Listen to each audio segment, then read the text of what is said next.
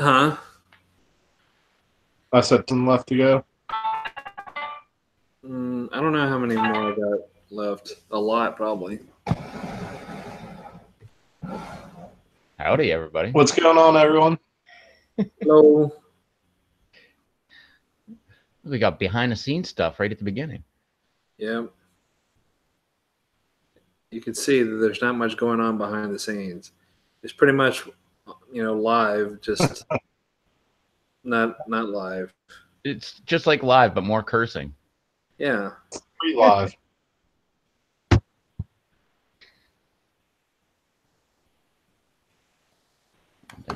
That is correct, sir.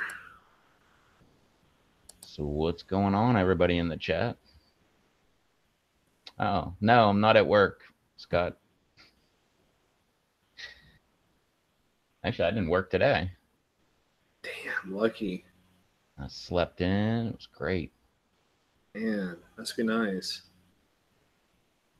Yeah, not too bad. But my days off are like separated. Like I was off Tuesday and Friday this week, which is really weird. I've never had a job where that would happen. It was always, 2 days in a row kind of thing.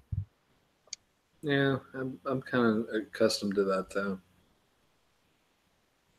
I was.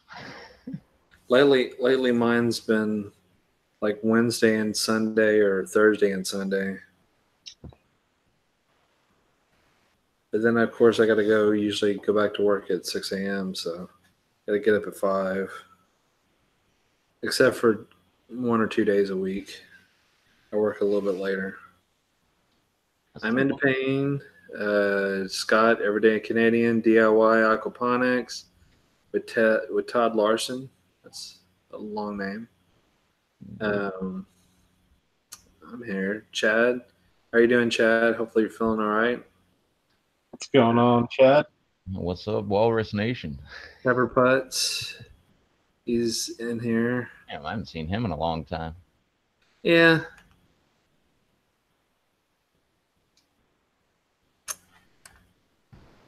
He was the first one to click in.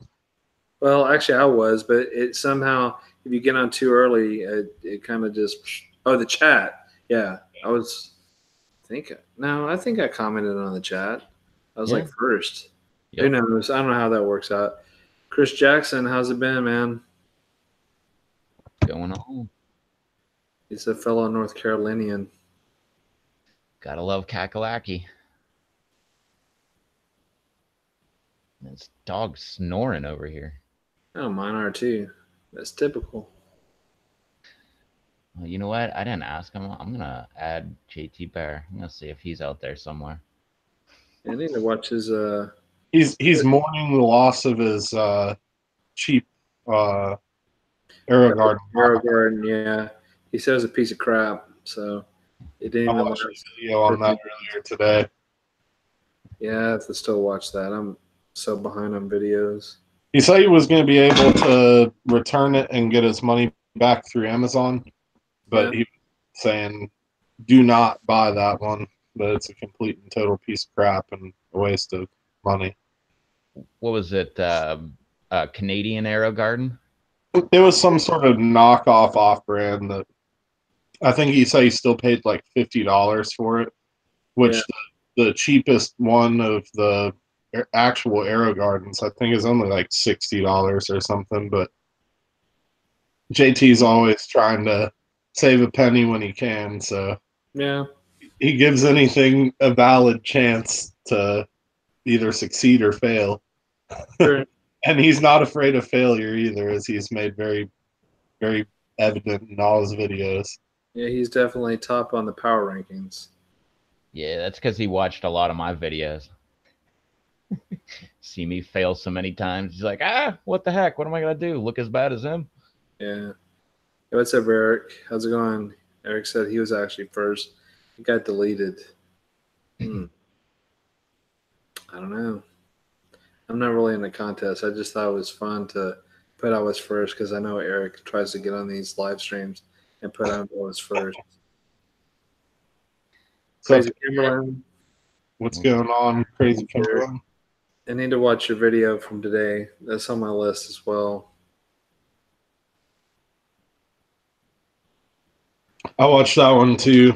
I was just kind of like hanging out today and did some stuff around here, but a good part of the day I just kind of chilled. That's cool. Yeah. It's the end of the season. I figured it was celebration time. Yeah. Not here, still going strong. Every time I walk outside, my plants, I swear they double in size.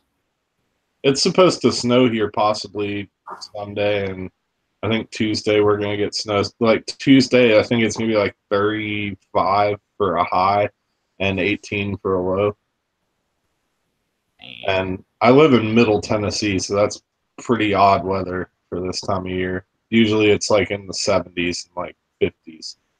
But at the same time, it's very much Tennessee weather because it'll be like 35 degrees and 18 degrees, and then the next day it'll be like warm again.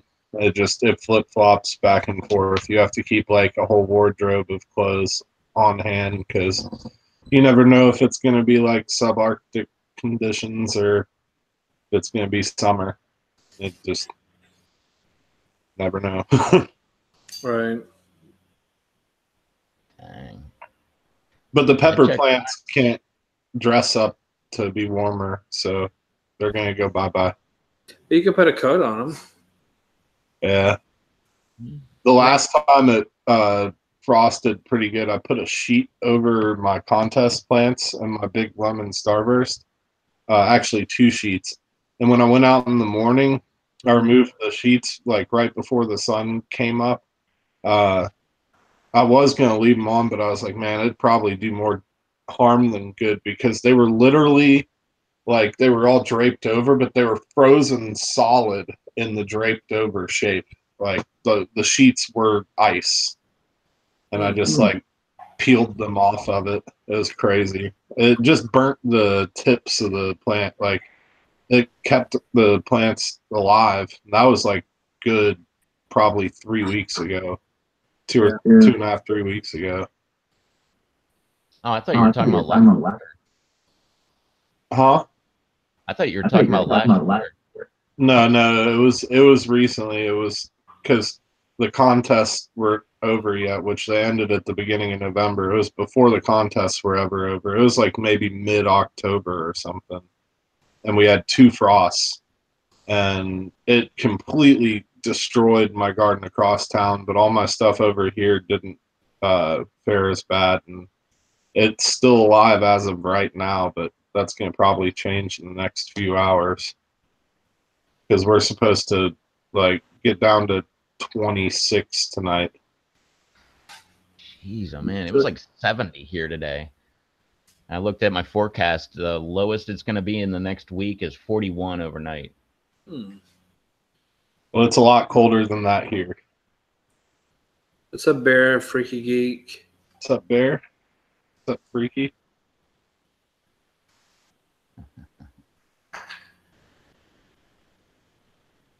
He's freaking back at it in the chat, man. I love his comments. Put a coat on the plants, just not a coat of paint.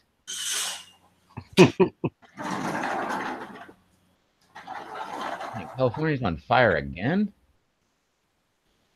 It was just a little bit ago it was on fire. Yeah. That's one of the reasons I don't live in California. There's many others, but that's one of them. Yeah, I don't think I could live in California.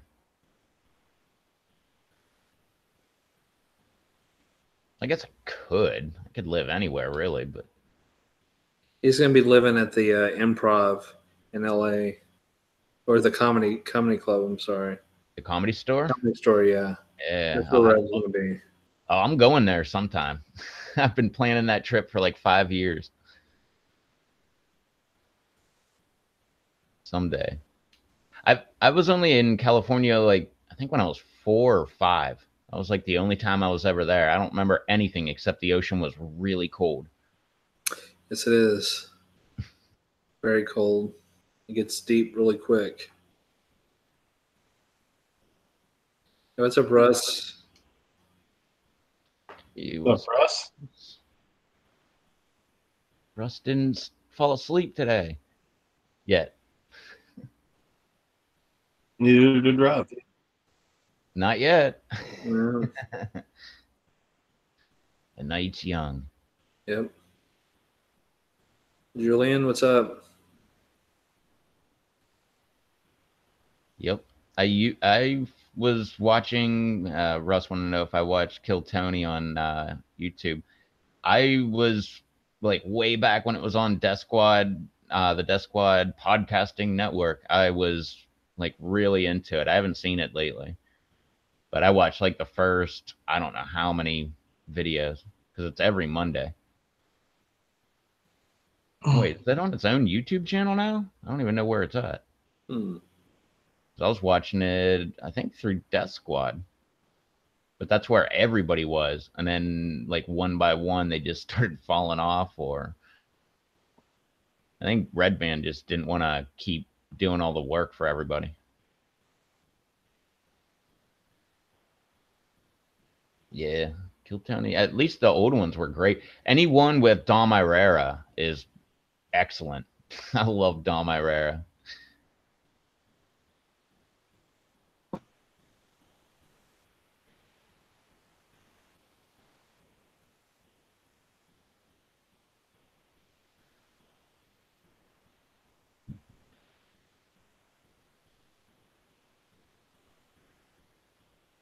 Sweet. And Dom was just on a week ago.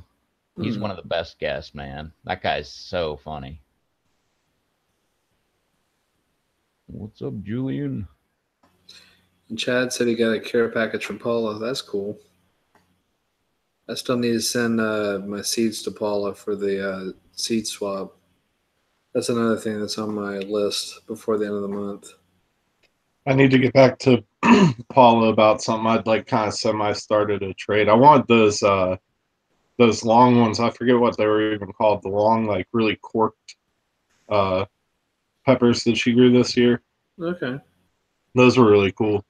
And it bugged the crap out of me all season watching her videos and seeing that black pearl that was not a black pearl.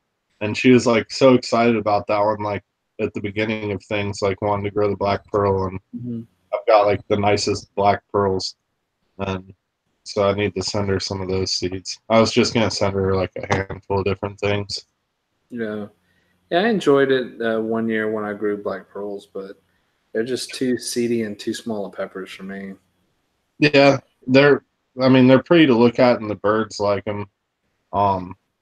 They don't pull off easy like the bird peppers. It's been kind of amusing.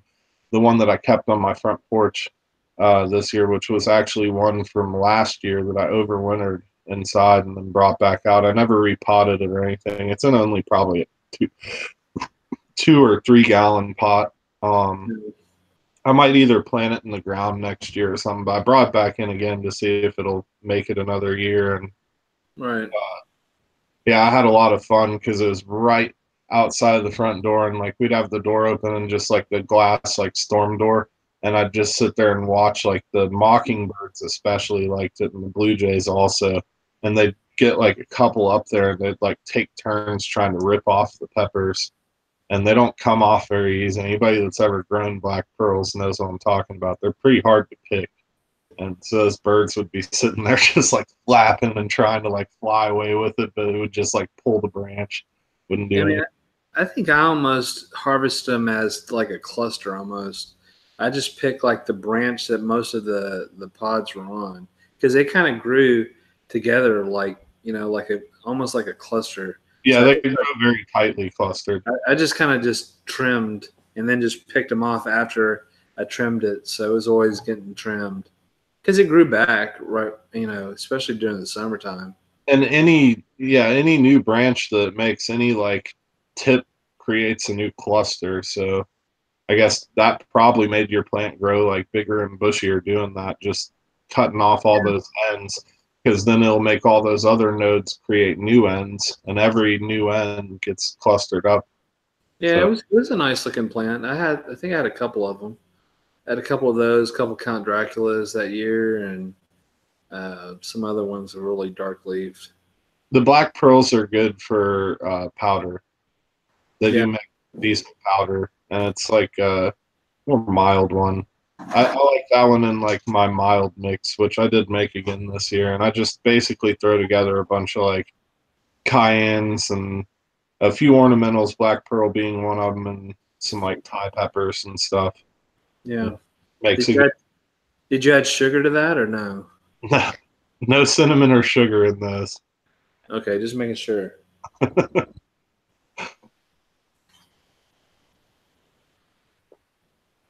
Yeah, the best looking dark leaved plant that I grew was the pink tiger.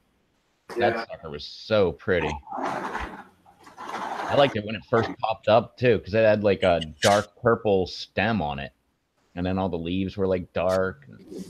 It's pretty, Yeah. but I think, or no, I definitely killed it. Yeah, I killed it. Hmm.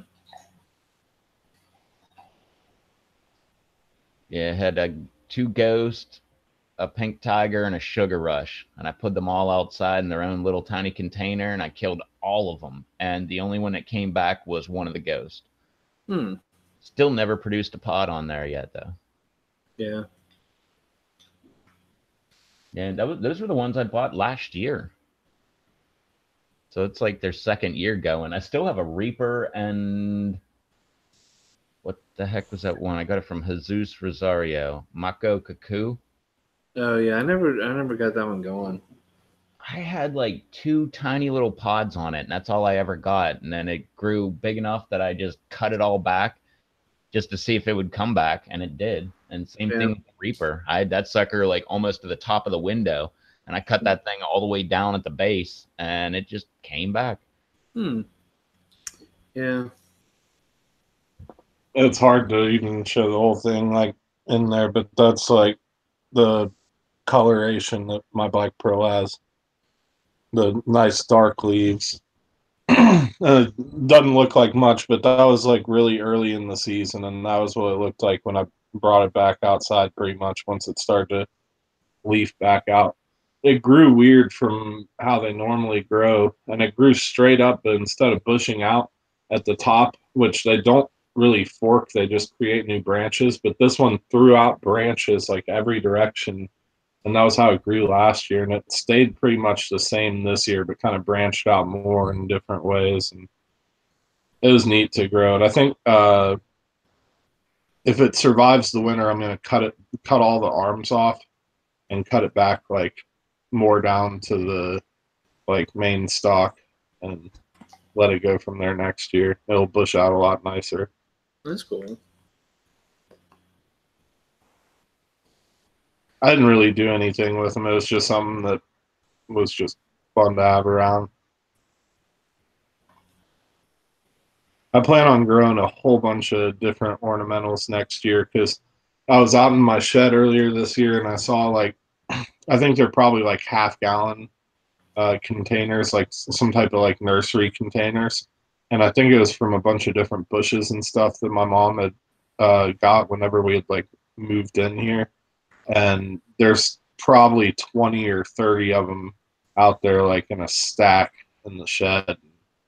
I'm just going to utilize those for a whole bunch of ornamentals, and I don't know what I'm going to do exactly with them. I might like put them around the like border of my in-ground beds, or maybe just have like a whole mess of them in my backyard, like on the around the patio and stuff, or maybe some on the porch. I don't know. But I've got a ton of different ornamental varieties that don't get very big, and I'm just going to grow a whole bunch of those. Not to do anything necessarily with the peppers, but just to have them to be pretty to look at.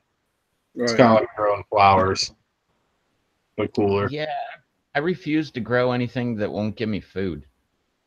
Like I'll grow lettuce or broccoli or peppers or anything like that, but if it doesn't give me food, I'm not interested at all. Like I don't care. The only thing I have like that is two palm trees. And one my mom bought, and the other one I pretty much bought for my mom. I'm really not into palm trees at all. The one she bought sucks, man. If you drive by it on the riding lawnmower, you end up getting poked in the leg because the branches are just, they suck. Yeah. So Gage. What's up, Gage? Huge. Oh, and Freaky wants to know, did I say that ghost came back? Yes, but that was just a plant, not the ghost I saw in my house. Yeah, he's not afraid of no ghost. And yes, I do have a video about the ghost in my house. That one. What is my most hardy plant? I don't know. I would have to say any of the ahis I'm growing. Ahi. Well, I was gonna say ahi lemon and take it back, but no, I guess that one's doing pretty dang good. The ahi mango, those things are doing great. Sugar Rush. I'd put money on the King Star white tie. That thing, I mean, yours. I don't know how yours is doing currently, but that plant, man. Talking about a plant, I've I've seen very few of them that from any grower that doesn't look great. Oh yeah, that thing is looking really good. That, just like Rob said, you pick as many as you want because the next day you go out, there's freaking more pods everywhere. Yeah. Although mine did take a break for a while. It was like a month it didn't produce anything. I picked every single pod off of it, and then it was like a month, nothing. And now it has like brand new, like whole plants to it. It just popped up all over. I'm experiencing technical difficulty. Technological differences. Yeah, something like that. Hold on. Love that from. Well, no, I unplugged my computer and moved it and did this and that. And I didn't really do the wires right, and I forgot. I need to plug up my laptop and give it some juice. There we go. Let's see. Let's see what kind of picture we have. Oh, cool. My ugly face back on the camera. It worked. Success.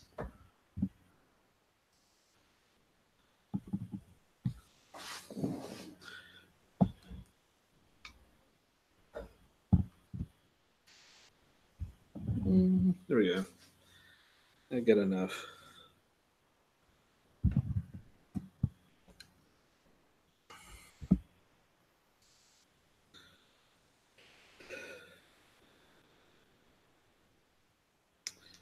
Cool. Long pause. It's a long pause, man. I'm tired. Like I said, it's not too far away from my bedtime, but I don't work till a little bit later tomorrow, so I'm gonna stay up for a little while. Fixing to go get some caffeine. Nice. I'm just starting to come out of that food coma. Holy crap. I can't believe I ate the whole thing. I watched that movie just a little bit ago. There's so many parts I forgot about in that. Like when he eats the 96er. Or I forgot like the whole part except for the part you sent me about the bear at the end. Let's see. I'm into pain. Any other than pods? Any winter hobbies? Yes, my same hobbies that I always have. Guitar. That's mine. Mine is not being cold, so that's a struggle.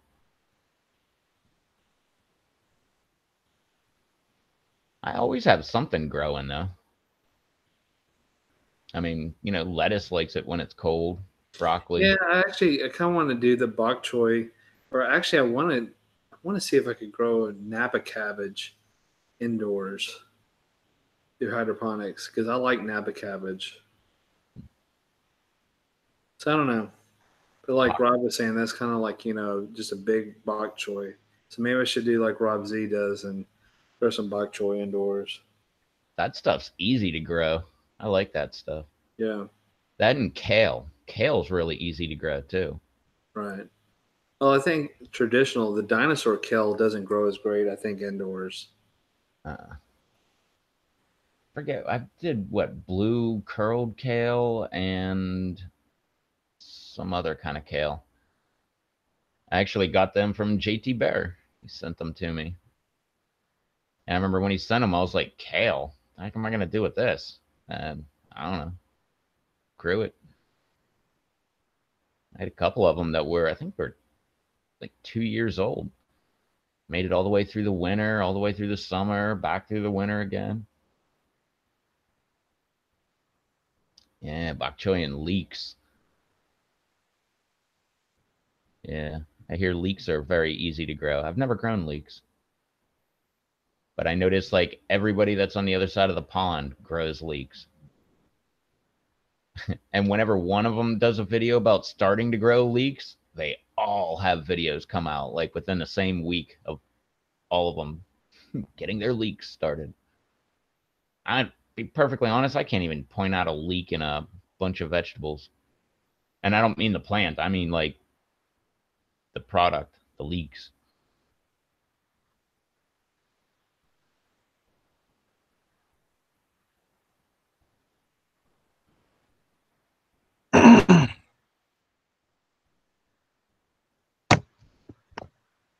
What's up, chicken? Just saw chicken in the house. What's up, barnyard chicken?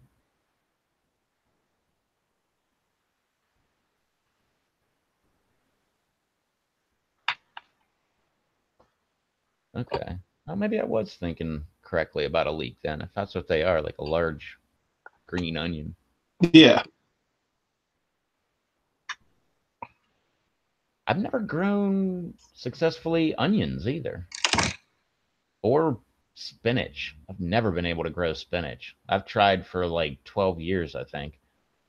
Have you ever grown green onions? Yeah. Those grow like weeds. Those are so easy. And Yep. I don't know. Actually, yeah, I don't think that I had any this year.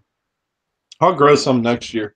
What I do is I just go to the grocery store and I just buy some green onions and then I just use all the like good part down to like the bottom. And then Kangstar even like in his video that he had recently done like his end of season tour of his garden and he was showing his green onions and he was saying that he does the same thing and then just like plant them directly into the soil, or you can also put them in a thing of water on the windowsill and do it that way. And I do that usually, and I get them to root out, and typically they grow pretty quick. Like they start producing more, like right away. Even just growing in un fertilized water, just tap water, they'll just grow and grow. But then once you do put them in the ground, like in some or in a container or whatever, and some good dirt, then they take off. Yep. I've done that and I've bought like an onion and just didn't use the entire thing. And I just left like, I don't know, an inch of the bottom of it and just planted that sucker right in my aquaponics and it rooted, Oh yeah, popping out some green shoots and stuff.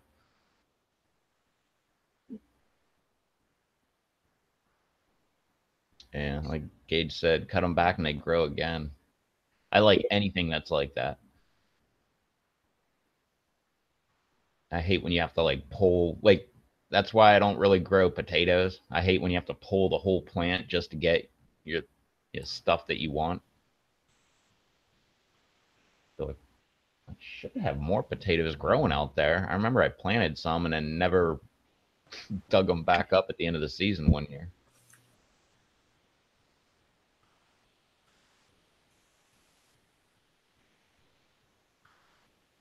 I think I'd have to count, but I think I have like seeds for like everything. And I think that I finally overtook everything that I have seeds for with just peppers. I think I have more pepper seeds than anything.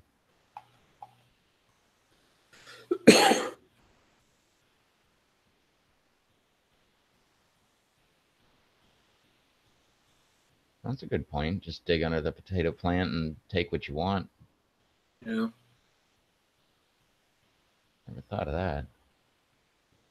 I did do sweet potatoes one year, but when I dug them up, they were all mushy. Sucked. Must have waited just too long.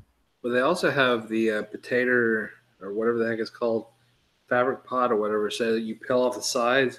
You can just peel off the. You can peel out the potatoes from the side of the fabric container. Huh. I thought you were gonna bring up the ketchup and fries, one where they graft a tomato on top of a potato. Nah. That way the potatoes grow underground, the tomatoes grow right on the plant.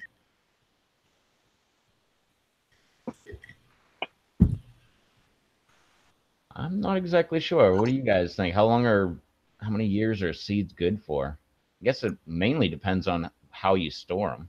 That's exactly what I was going to say. If they're stored properly, they can essentially last forever. Yeah, you're going to get less germination ratio out of every year that goes by, but so I mean, if you have like two seeds of something and you're wanting to keep them for a while, I would recommend growing them out sooner than later and saving more seeds.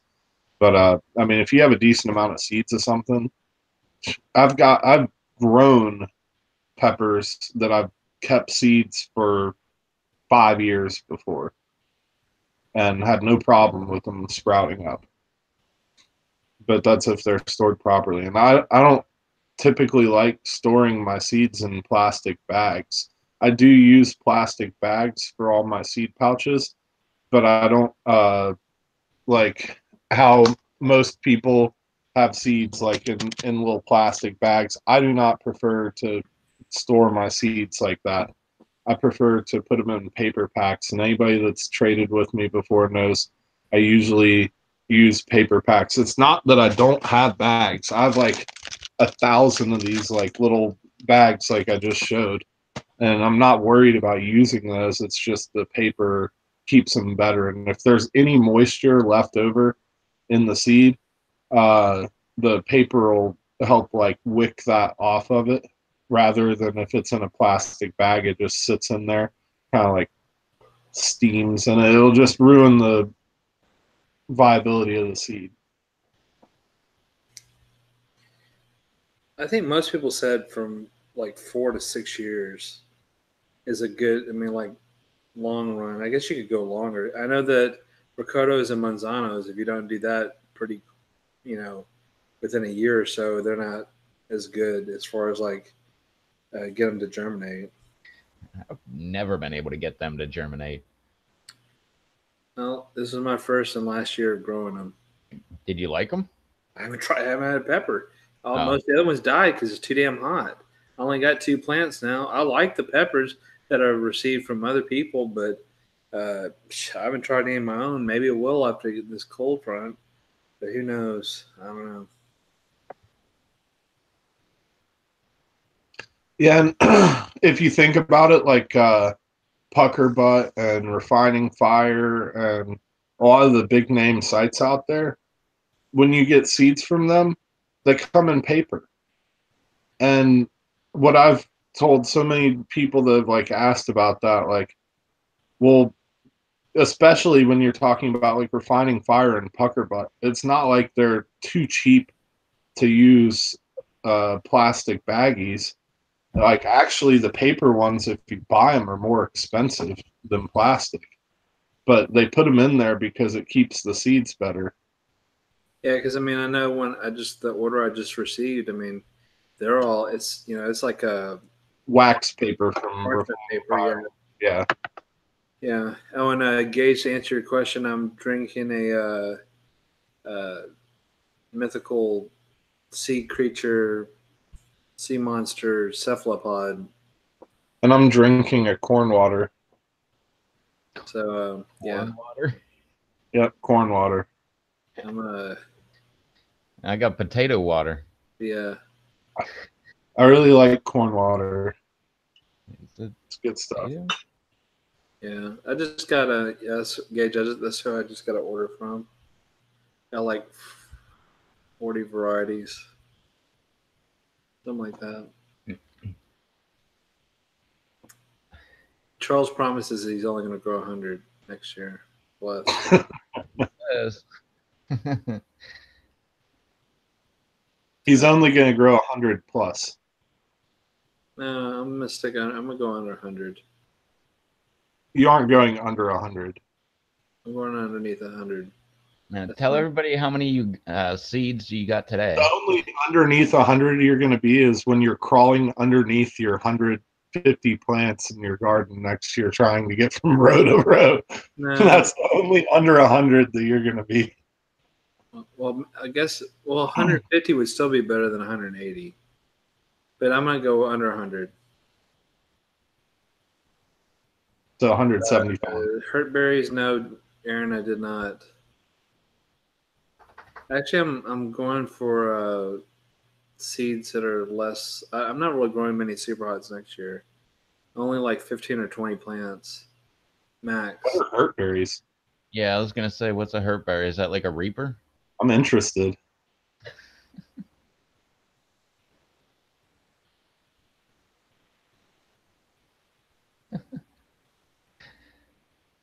Does Charles know what a hurt berry is?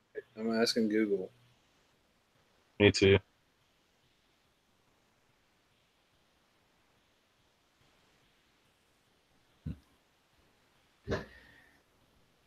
Man, I went to the store today and I found these peanuts. I was hoping to find like some spicy peanuts, but all I could find was Sriracha Ranch peanuts made by the Carolina Peanut Company.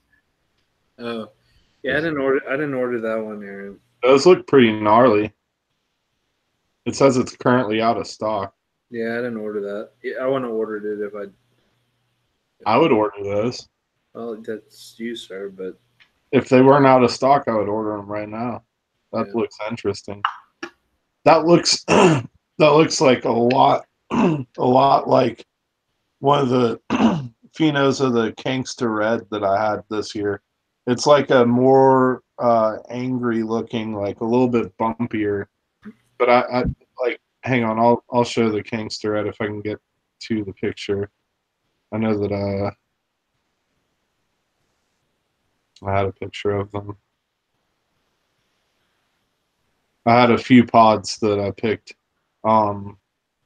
Actually, Jeff Hobbs, like his Gangster Red, he did a video like on that pepper. You like ate them. See, look, here's the Gangster Reds that I had, and it's very, very, very similar shape to those hurt berries, but just not quite as bumpy and gnarly.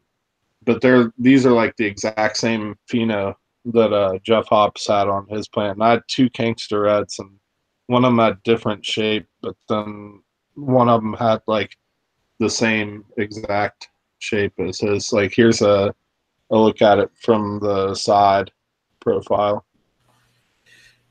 No, Aaron, I did not order anything from any of the groups from Italy. Nope.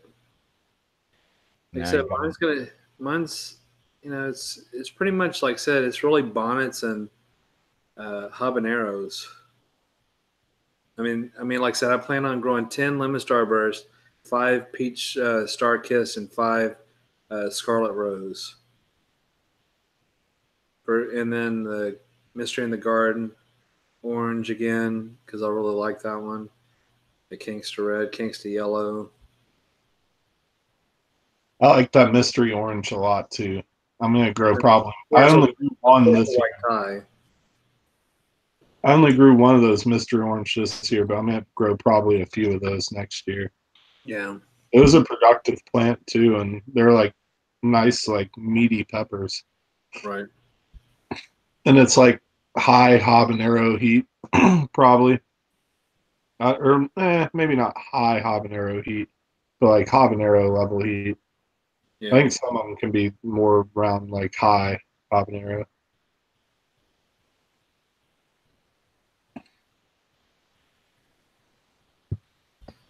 I would say that's like probably the most underrated Kingstar variety.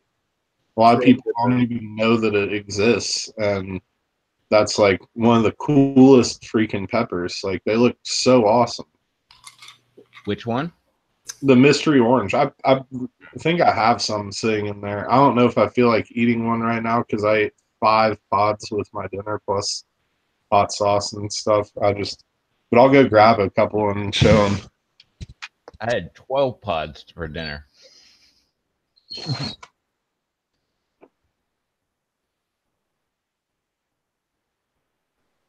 And they were awesome.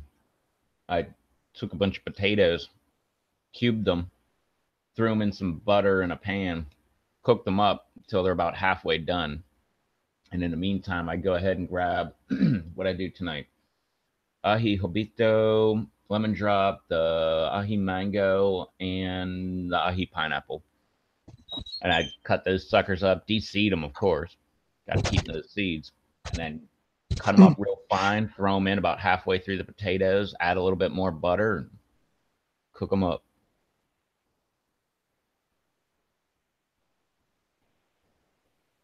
Yeah, if I hadn't have gone so hard on dinner, I would eat one of these. Like they aren't that hot. My stomach is still so full. I just don't even like. Nothing sounds appetizing right now, except corn water. Yeah. Corn water is always good. Well, that's But how yeah, full I am. I don't even want to drink anything. Yeah, I don't have any. I didn't pick any this last run. these are smaller than a lot of the pots that I was getting earlier in the season, but these are like later season pots, and they've got this just funky shape to them. Some of them have like little lobes down at the bottom. Some of them don't. They all typically kind of have this kind of wrinkled appearance on the top and stuff, and like some like long uh, little indentions on the sides. They're usually like I guess this one is more about like perfect pheno, like 4 lobes to it. Yep. That's how most all of them look.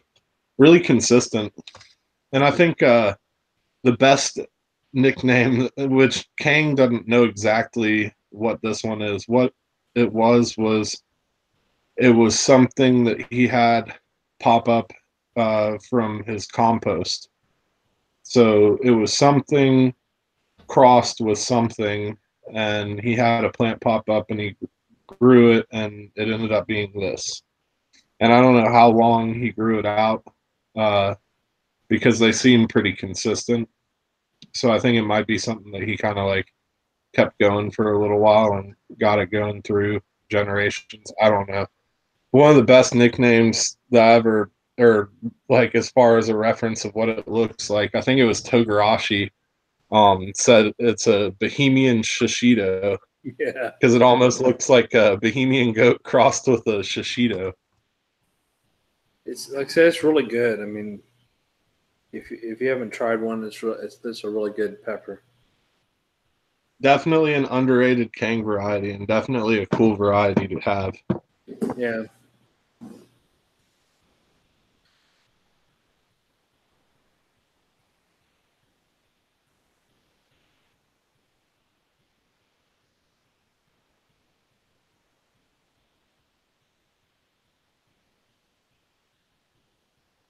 And anybody ever grow the Food Orange Copenhagen cross with pineapple? Hmm. Because mine are all like this size. They're tiny, tiny little pods. Yeah. I don't know if it's just me and I suck as a grower or that's just the way they are. They seem like they're getting a little bit bigger because my lemon drops were tiny. I was getting those little nub looking things for a while. And now I'm actually getting, decent size lemon drops. But Chiaro cream, those suckers are pretty good too. Got some heat to them too, man. I eat one of these with dinner, or 2 of them, I think. Did the same thing with the potatoes. Cut them all up, put them in there. Man, the suckers were good.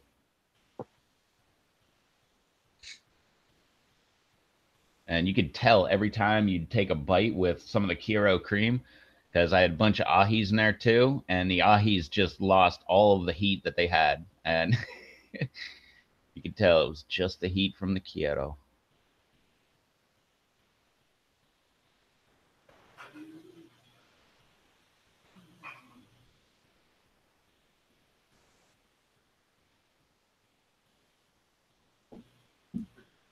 I had 2 orange habaneros, a Caribbean red habanero, a black cobra, an ahi sunrise, and an SB J7 crossed with need with dinner. And I took all those and I minced all those pods up together, and I made 2 burritos, and I just like put half of the minced up peppers on one and half on the other, and it was hot. It was good. I still added a bunch of pepper powder and hot sauce and stuff too, but the pods were a nice like touch. I love putting fresh minced pods on a lot of different things I eat, but especially tacos. It's like a must for tacos. I do that too, and I'll put like hot sauce in there, or I'll take El Yucateco, the green stuff, put that as my base layer, and then start stacking things into it. I love that green El Yucateco. That's got to be one of my favorite hot sauces. I do like that sauce. I've bought that one multiple times. I like it because it actually has some heat to it. Like no other hot sauce. Well, I mean, besides custom stuff that people make, but like no store-bought stuff really has any heat. Get the iguana sauces. The iguana ones are good. I haven't seen that one, and I looked all over the grocery store today. I was all through the ethnic section and the condiments. They have like I think the hottest one they have is Atomic or something by Iguana, and that one's pretty good.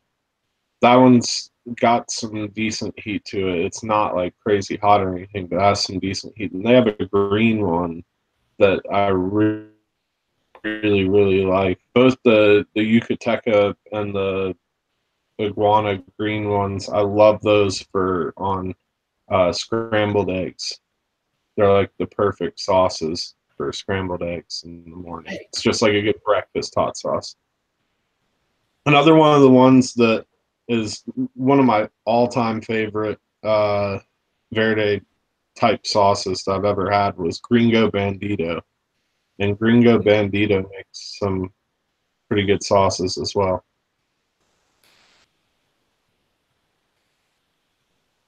Those paws in the air? Yep.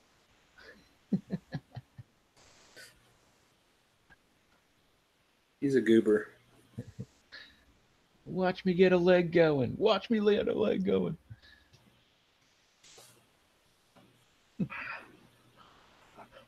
Man, I like these freaking peanuts, man. They're really good. I don't taste sriracha at all, but I taste the ranch. Dog likes the smell of them. Hold up the label. It's the Carolina Nut Company. Huh. And they were kind of cheap. Like this same container, but by Planters, like regular old peanuts, was like $1 or $2 more than this container. And this sucker was packed. I mean, it still is packed, but like to the top. Whereas like those Planters ones, you got like a gap. But I'm not big on like specialty type peanuts. I just like regular old, but.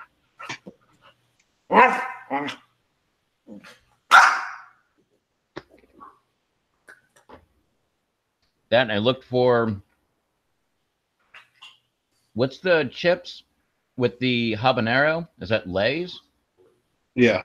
Or the fiery habanero. We don't have it down here much. I swear I saw them. Oh, you probably did. They're just not in my market for whatever damn reason. They aren't Well, here. I looked through the whole store. I didn't find them at all here. I swear I've seen them this like in the summer. You a puppy?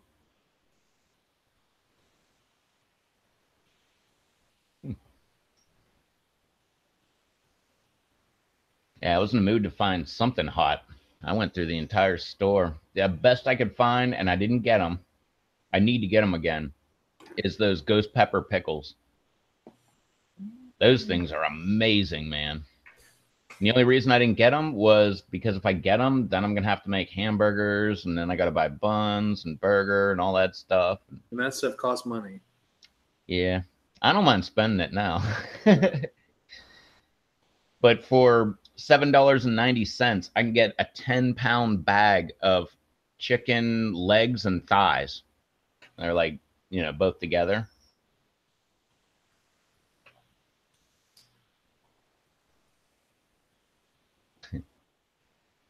Those things are great. And today I actually did, like I usually peel the skin back and then I'll put whatever kind of pepper powder in there and then put the skin back on and then do lemon pepper over all of the skin. Because the skin has got to be like one of the best parts. But today I peeled it back, the skin back, and I put mustard, just yellow mustard, all on there. Then doused it with pepper powder, put the skin back on, and then lemon pepper over top. That's awesome. I really want to try grilling some chicken and using mustard. I don't know where the heck I got that idea from. It just came to me one day and was like, wait, don't I remember a recipe where somebody made some kind of chicken with mustard? And I tried it and was like, wow, how haven't I been doing this?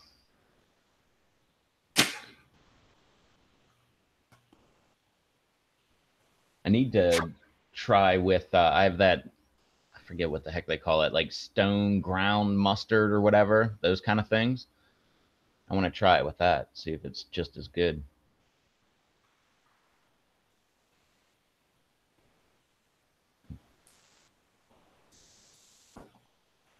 Yeah, Russ, you need to open those pickles. Check them out. I ran out of the ghost pepper pickles that I had, so I kept the brine and everything, and it's got like big chunks of garlic and like all that different stuff they use. And I had a jar of just regular pickles, so I emptied all the juice out of the regular and dumped them into the ghost pepper pickles juice, just to see if I could, make them ghost-like. And I tried them too soon. They didn't have any heat to them whatsoever, but they've been sitting for like a good month or two. So it might be.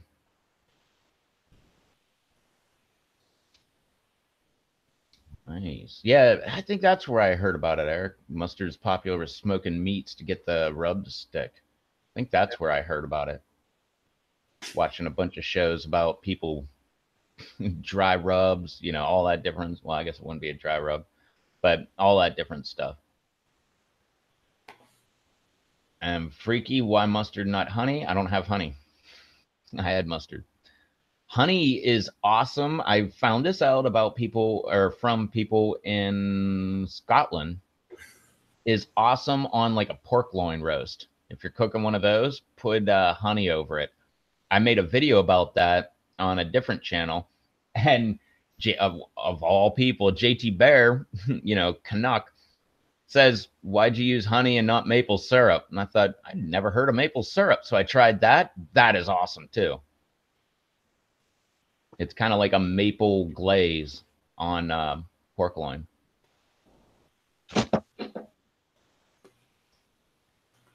Which I think I'm going to do. I don't know. I haven't made plans yet, but I'm willing to bet my parents are not going to be hanging out with me for Thanksgiving. So I think I'm on my own for Thanksgiving. I think I might cook a pork loin this year instead of, well, I'm not cooking a turkey. I was thinking of getting one of those like roaster chickens and just cook the whole thing for myself. But now that I think about it, I haven't had pork in a long time. And I could do it in a crock pot, get a couple onions, slice them, throw them in the bottom of the crock pot so the pork loin's not sitting on the bottom of it. And then just set the pork loin on there and just set it in a crock pot and put it on low. And that sucker will be done in like 8 hours. So I could put it in there before work, come home, and it'd be ready to go. Maybe I'll even take a late lunch, like a couple hours before I'm done, and then come back and like cut open some sauerkraut, dump that stuff in there. What's up, Jared McCutcheon? What's up, Jared? What's up, Jared? I haven't heard from Jared in a while. And normally all this talk about food, and I would be like hungry. What's up, Rocky? I'm not hungry at all. Hey, Rocky. What's up, Rocky?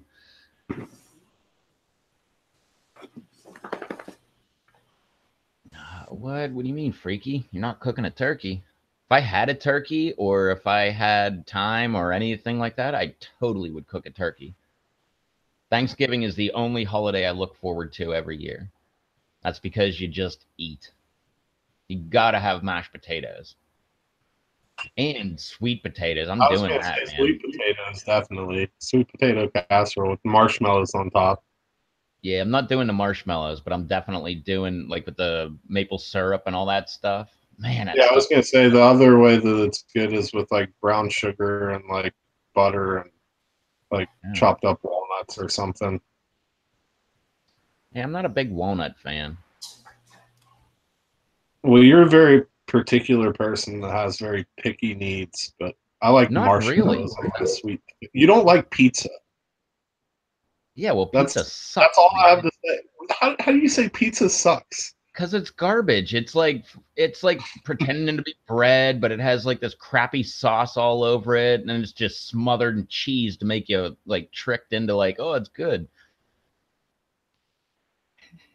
Plus, I love saying that because everybody that likes pizza is like, what? You're crazy. Pizza can be anything you want it to be. I will The give it possible pizza are endless. that. Yeah, I will give it that. It's like one of the most versatile foods.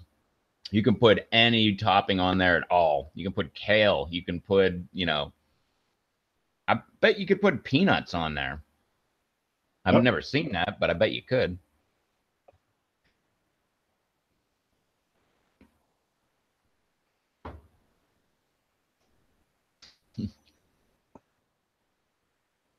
There's mashed Yeah, walnuts potatoes. are very good for you. I like walnuts too.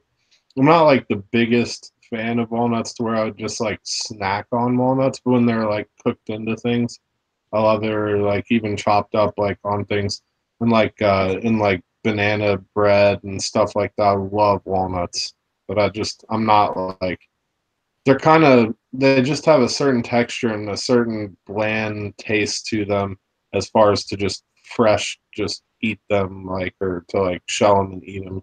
I'm not like a big fan of that, but I love chopped up walnuts on like anything.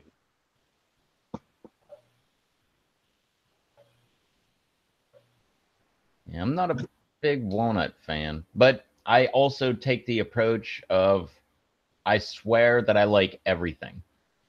Except I just pizza. have to try it enough. Except pizza. Yeah, I don't want to try pizza. I worked at a pizza shop. I was around way too much pizza.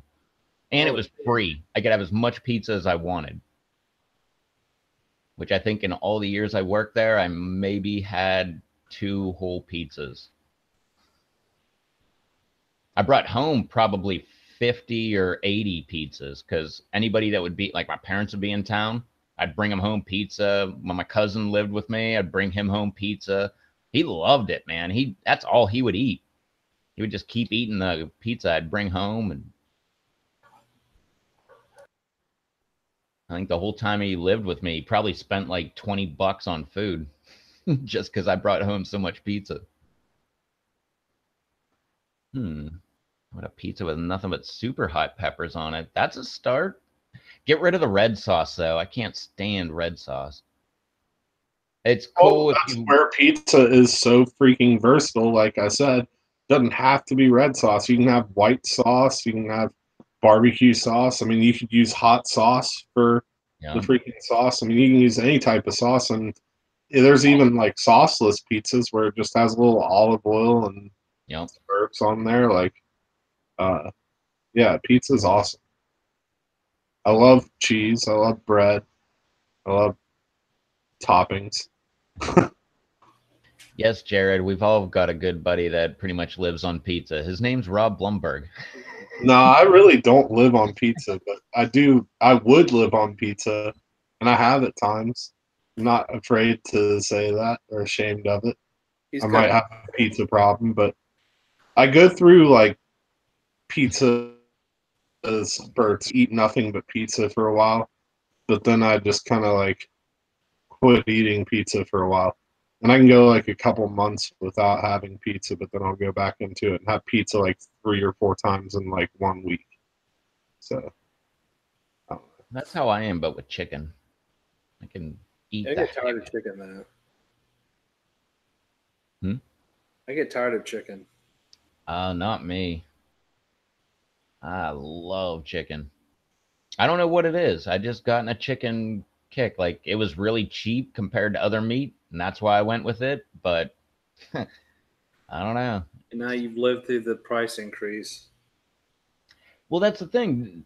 I don't think chicken really had a price increase. Shit, are you crazy? Really? I Oh don't. man, when they started saying it was a health food, it was the meat to go with bull. It went up. I mean, like I said, they have super chickens now, but used to when I was a kid. I mean, I know that you have inflation and crap, but it was like maybe 70, 80 cents for a fryer. It's like damn near $7, $8 now. I know there's inflation, but even if you doubled it from when I was a kid, it should be only like $3, not 8. Yep. I know chicken breast is still pretty dang expensive. No, it's 4 breast, 9 something. Yep. Or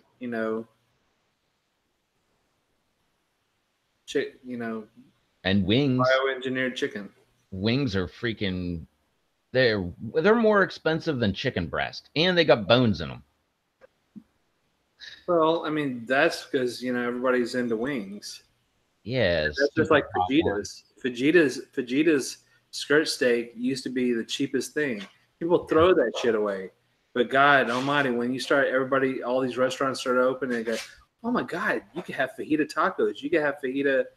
I don't know why I'm rocking. No, it's fine now. But it's Yeah, it was blurry. oh, everybody just fajitas. Now it's something they would throw away as scraps on the meat, or it's like just like chicken, $10, $11. Yeah, that used to be chicken wings. Nobody ever. The only thing you would use chicken wings for back in the day was like chicken stock or broth. They would just throw it in there in the pot and just cook it and then throw it away when they were done with it. I don't know if you. I don't remember where the heck I heard this, but that was how chicken wings got their start because they had some extra. A place in Buffalo had a bunch of wings that they were going to make into stock, and I think a lady's kids were hungry, so she fried up some wings and made the first buffalo wing. She put like whatever kind of sauce on there. I don't even know what buffalo sauce is. Yeah. But she put that crap on there, and chicken wings were born. Right. Yeah, I had some the other day. Well, yesterday. But of course, Hooters wings aren't that hot. Even though I went to the hottest level, they're just not hot at all. Hooter needs to step up their game. I haven't had wings since I worked at that pizza shop. They were good, don't get me wrong, but they're just not hot. I like the whole wings, the ones with the tip still on, the drumette and the double bone part. And I like it when they fry them too. Man, I'm not a big fried food guy, but wings fried are amazing. Well, all depends on what kind of seasoning you have on them. That and wings smoked. That's the best. I had the best wings in my life, man. My brother-in-law made them in a smoker, but they took like 4 hours to cook. We only had like a dozen wings or something. There was like 5 or 6 of us. So we all got like 2 wings and we're like, wow, these are the greatest wings ever. Nobody wanted to wait 4 hours for more wings. Yeah. That was a great day, man. I forget everything he had. He had ribs, he had wings, he had a ton of different meats. He just had like a little bit of this, like some pork, some, all kind of different stuff. And he spent all day. I think it was even like a turkey breast or a turkey leg or something like that in there.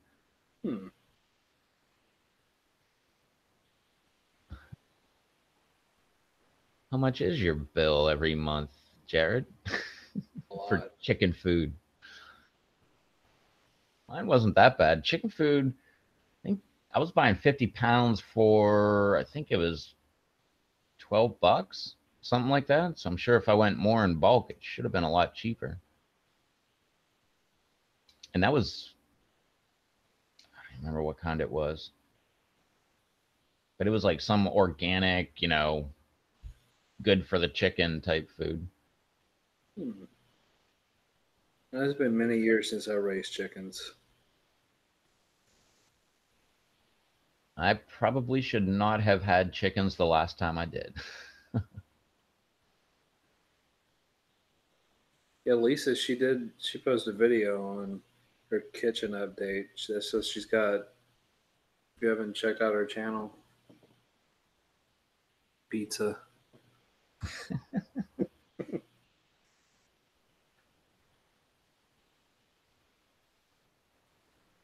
No, I mean I'm not against pizza. Like I would definitely open a pizza shop, but I mean especially around here, you can just go nuts with the pizza. I actually contemplated that, was opening my own pizza shop, but like 30 miles north where I used to work, because there's only 5 pizza shops and there are thousands of houses up there. So, I mean, there was nights where we would have like a 4-hour wait just to get your stupid pizza delivered. And we'd be cutting people deals like, yeah, well, it'll only be 2 hours if you come and pick it up. Yeah. Hey, good night, Jareth. Oh, dang, I didn't even see he was there. I didn't either. He must have came in and said goodnight because I swore I didn't see him earlier. Yeah, that'd be kind of cool though. I mean, pizza's pretty profitable. I mean, it doesn't cost much per pizza. Yeah, Couple bucks, charge, 6 to 10, make, at least 50 to 70%. no. It costs like $3 a pizza, and they start at $18.99 for a cheese. Here, oh, where your place? Yep. Oh, yeah. Well, Supreme, 25 or $26. And it's an 18-inch pizza, so it is big, but okay, there you go. Is that called a North Carolina pie? no. The pizza place I worked for, I was like, we're at the beach. You should go and like buy shrimp. Like we have seafood places everywhere around here. Just buy shrimp, buy like some crab meat. Only buy a little bit, and when you're out, you're out. But that way you could at least market like a seafood pizza. Charge them $30 a pizza. People pay that. They're on vacation. Put some lobster on it. I would totally go for that. That's some pizza I'd eat. White sauce and some lobster. I love There's another food. Lobster used to be a poor man's food. No, lobster's not cheap. Not anymore. No. But back at the turn of the 1900s, like 1900, 1901, they were just pulling them right out of the rivers in New York and cooking them up. And it was considered like a poor man's food. And then somehow it flipped, just like wings and stuff. Mud bugs. Yeah, those suckers are good, man. Yeah. They're like mini lobsters. Yep.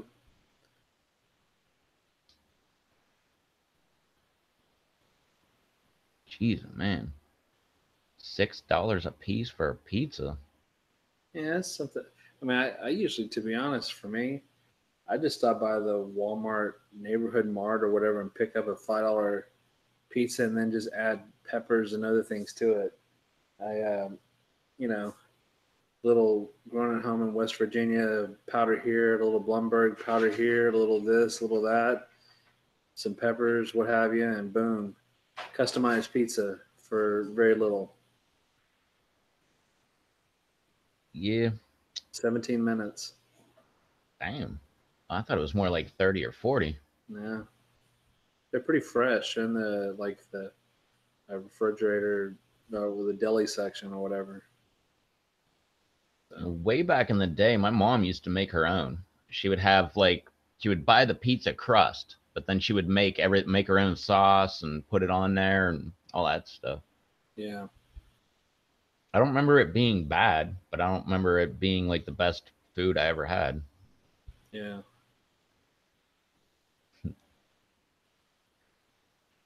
So maybe that's something you could try. Make a lobster pizza.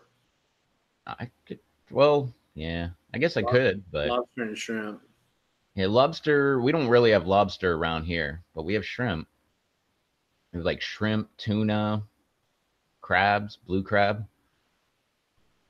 Yeah, all that stuff works. I'll take some crab meat and lobster and scallions and we could just add the seat. We could just call it the Revs Seafood adventure. What is this whining? Eric wants to know if you suck on the head of the crawfish. I do not. I have done it, but I don't. I've done it, but I typically don't. Yeah, I don't see why to do it. It just I kind of know to get some of the seasoning and juices and stuff, but yeah. Bob Blumberg's on his fourth device, calling you pizza Nazi. a person who doesn't like pizza. No pizza for you.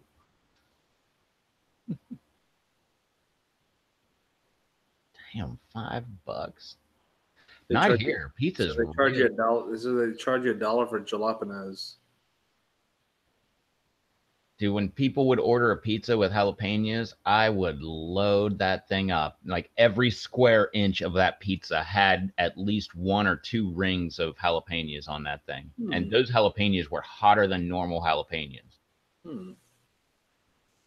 And I remember because the one day, I think I said this before on a live stream, but we went the boss was having a party and people came over and he was like, oh man, I ordered a pizza from you guys the other day and it had jalapenos on it. Man, that thing tore me up. And I was just laughing because, I'm on the PLC.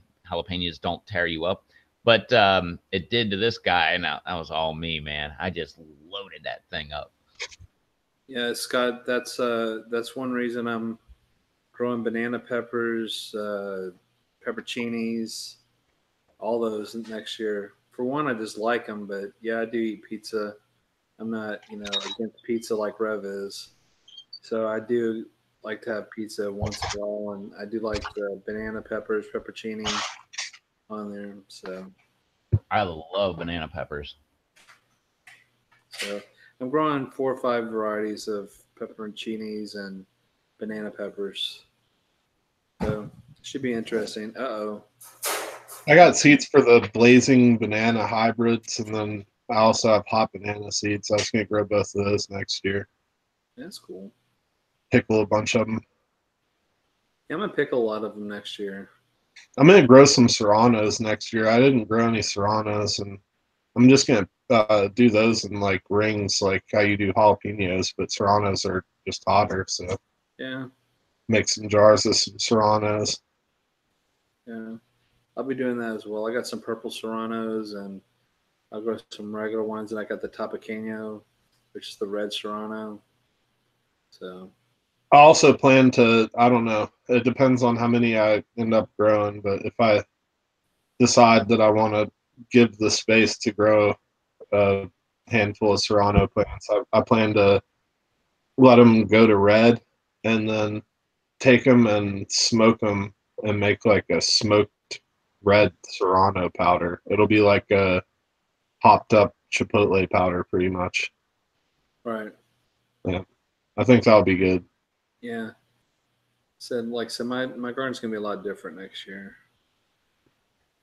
Yeah, hopefully I'll have like mine will be different too. It'll be a different garden from this year, but otherwise I'm gonna do a lot of the same things. I hope to get like just typical stuff I normally buy at the store. Like I want poblanos, habaneros, and jalapenos for sure. But I just never can get them to start growing. None of the seeds ever germinate for me.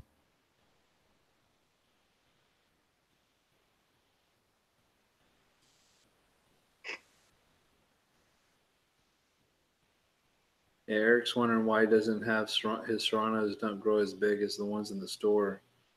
Maybe you're not using as much commercial fertilizer as they are. Yeah, they might use a tad here and there. And they probably grow them in different areas too. Yeah, that's true. They're Serrano pros. Hold on. I was gonna say, is that dogs? Demons. Steven, I do not think I look like Conor McGregor at all. A little while ago, you said that you're Tony Hawk. Probably look more like Tony Hawk than I do Conor McGregor.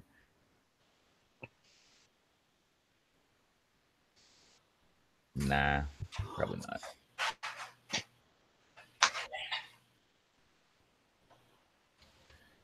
Yeah, I was gonna say that too. Like Eric said, his jalapeno or habaneros are much bigger than the ones in the store. That's how mine were when I grew them. They were a lot bigger. Well, not a lot bigger. They were just bigger, but the average size of theirs and the average size of mine were night and day. Yeah. You can always get one from the store, cut the seeds out of it, and grow those. That's Unless what they're I using grew this baby year. I seed. grew orange habaneros from store-bought peppers, and they grew awesome. And I know Charles remembers I had a couple pods like early in the season that were like big. They were like almost the size of like small bell peppers. They were big, big, big habaneros.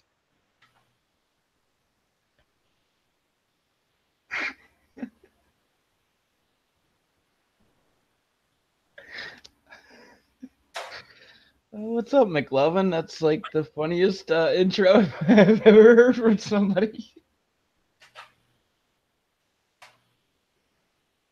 Oh my god. It was unexpected. I did not see that one coming. Oh, what were we talking about? Oh yeah, freaking peppers. Yeah.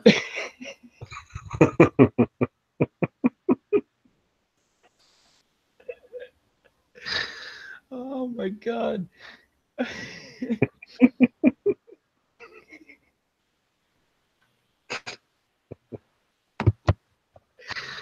Oh man. We're gonna add that to the list of show stopping moments. McLovin. That tongue comment, now this one. Yeah, that was a good one, that tongue one. Seemed like just like yesterday. Oh man. JRF, I'm growing a bunch of ahis. Or what's the proper way to say it? Ahis. Oh, geez. Yeah, I've got a lot of Ajis growing. I need a bunch for my sweet tooth, and I'm gonna have to like double down on Ajis next year to supply Charles. Better invest in sugar, too. Yeah, Yeah. I'm gonna need lots of cinnamon and sugar. Yeah. The pepper comment, you were saying growing them from seeds that you bought the peppers at the store. Unless they're terminators. If they're terminator seeds, they won't grow. Because some of the seed companies are known for doing that. Like that's why they say there's a lot of people, farmers in India that were killing themselves because they put out a ton of money to buy a bunch of seeds so they could grow them, grow out the plants and everything. And they were terminator seeds. So at the end of the year, they sold off all their stuff, had a bunch of them, because you leave a small amount that you hold on to just so you can have seed stock for the next year. They did that, but they're terminator seeds. They don't grow the second generation. So at the end of the year, they had to go back into debt to go and buy more seeds from the seed companies. Mm-hmm. I think that was a Monsanto thing. I'm not sure.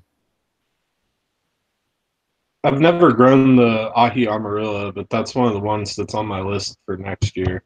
Yeah, I got some seeds coming, so. I need a few seeds from you, Charles. Is that a good one? I mean, all ahis are good, but is that like really good? Well, Rob raved on it, Rob Z, when He's another ahi king. he is one of them.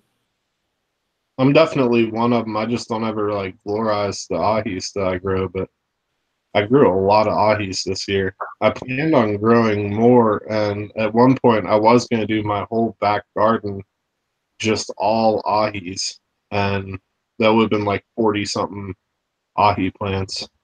I'm still like not sure what I'm going to do with it next year. I might honestly end up doing that though, just make it an entirely an ahi garden, but I might instead of doing that, I did I did 4 rows in there. I kind of left like a bigger gap in between uh, the middle of it. So for the first half of the season, I could walk through there.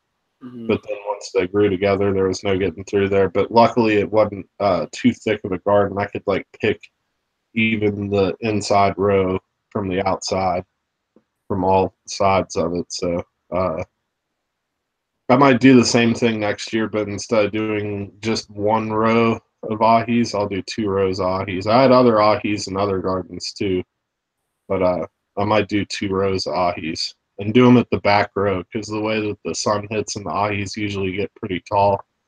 I'm just gonna do those like in the back, and then I'll do the super hots in the front. Which ahis? A lot. So like I don't sugar rush, mango, lemon drop, pineapple. Well, this year I grew like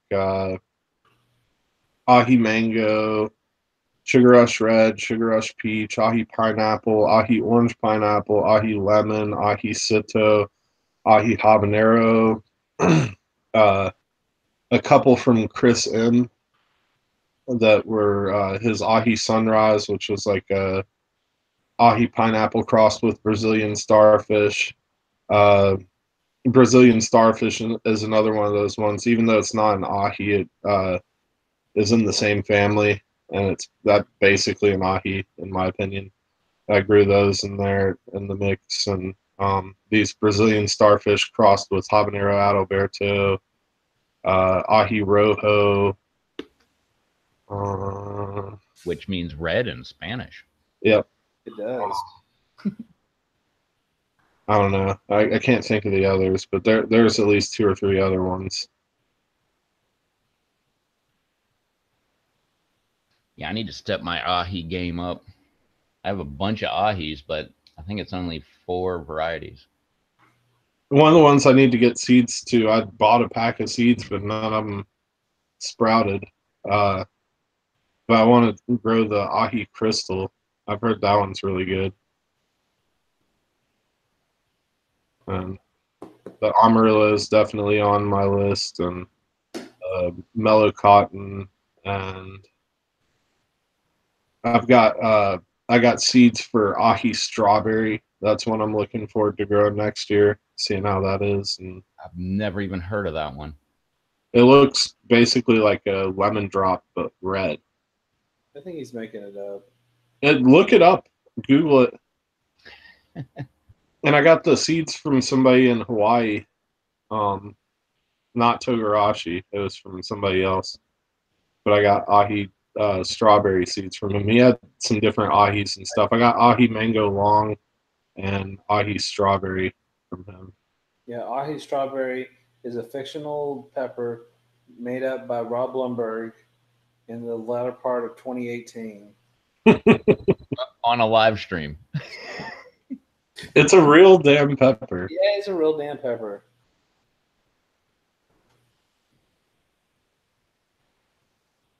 They look like lemon drops, but red. Yeah, exactly. Yeah, you should give me some of those seeds. The ahi cherapita is another one of the ones I'm going to grow next year. I had a bunch of those that a friend of mine grew and brought me like a whole little bag full of them. And those were awesome. I saved a ton of seeds for the cherapitas. They're a little one though, Charles. You probably wouldn't like that because they're Which one? The ahi cherapita. Yeah, like I said, I'm not fond of these little pods anymore. I'm not going to grow many of them. Is that the one that's like the most expensive pepper? Yeah. Yeah. They're delicious though. They have such an amazing flavor and a really nice heat to them. And the plants can be really productive. So that's definitely. Yeah. Yeah. I'm not sure if I want to grow any small peppers next year.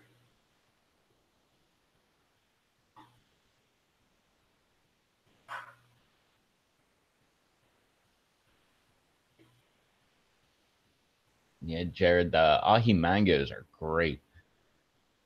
They are. My favorite part is just watching. I don't like the color change, like when they're in between colors, but I like them when they're the way they look when they're green, and I like the way they look when they're like done, when they're like red. But in between, they look so weird.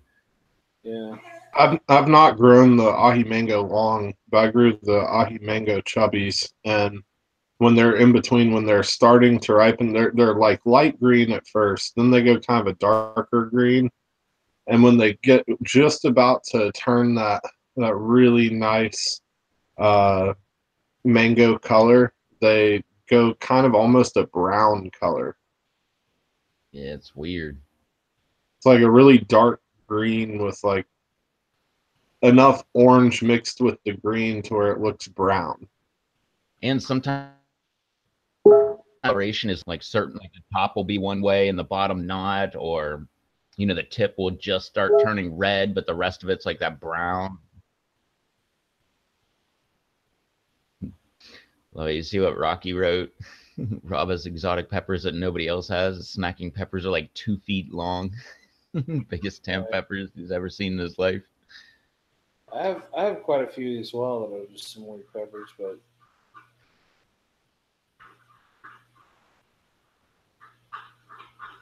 That's pretty funny, Steve. Rob Zombie, eh? That was the very first concert I ever went to, was Rob Zombie with L7, and someone else opened up for him.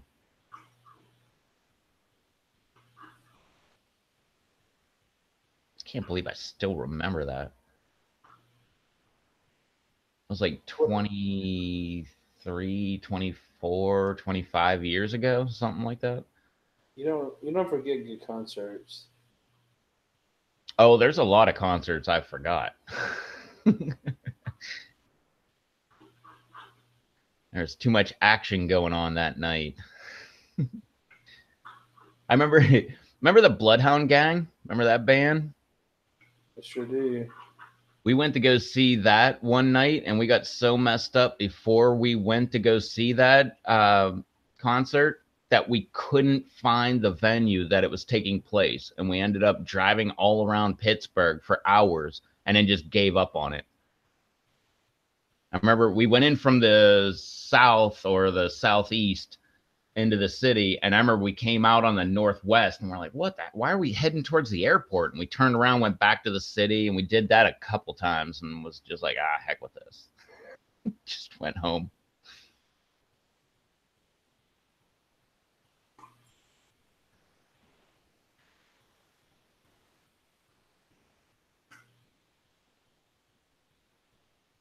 I'm just looking at weird peppers. You gonna order some more? No, I think I'm pretty much done. Nah, you need to order at least 12 more varieties. I was gonna say 10, but nah, 12. Nah, heck with it. 13. Get that lucky number going. Maybe so.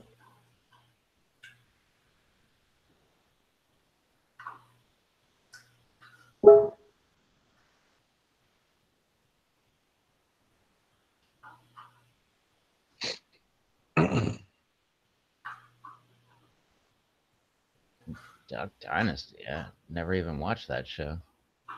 I watched it for the first couple years, but that was about it. Was it any good? It was until it got crazy. Now with like those goofy guys with like the big beards. Yeah. Hey, here's that hot apple thing I was telling you about, Rev. See, it looks like a tomato. It does. That's interesting. Yeah, I figure I'd give it a go.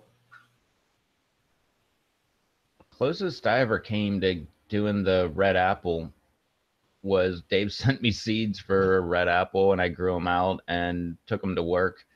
And me and a buddy munched on. I cut it in half. He took half. I ate half. And I remember my jaw went numb.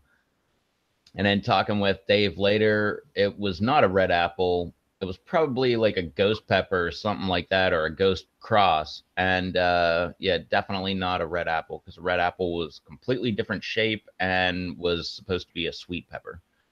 Huh. Whoops. Funniest part was that guy I tried them with. He was very leery about any pepper that he took from me after that.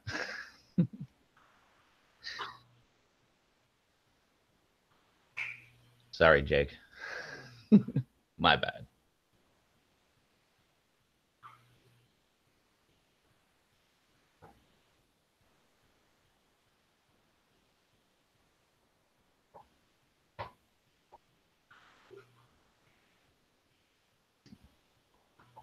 I was going to town on a bone over there. She is. Yeah, you. That is for sure. Now Pitbull is. You see like body parts laying around. Tear that stuff up because they're so mean.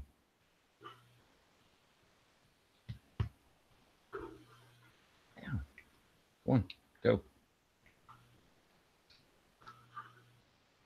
I've seen Marilyn Manson in concert too. Many Yeah, times. he's really messed up, so I don't know how his future's going to be. He's messed up now.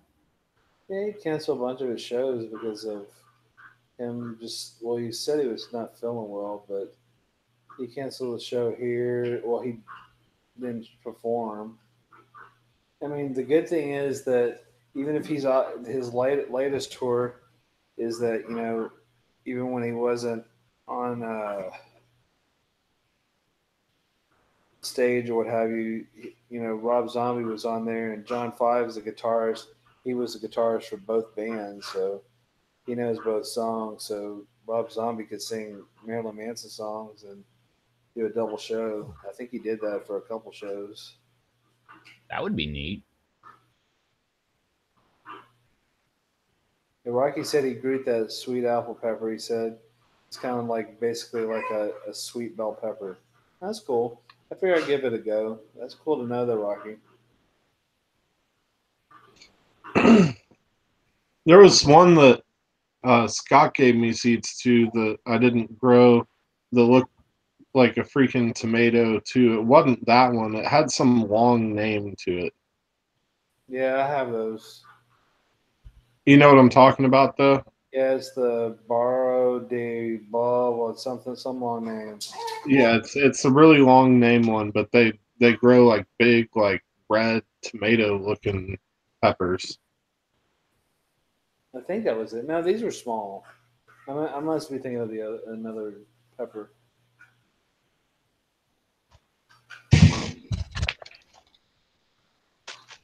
Scott has a lot of unusual peppers as well.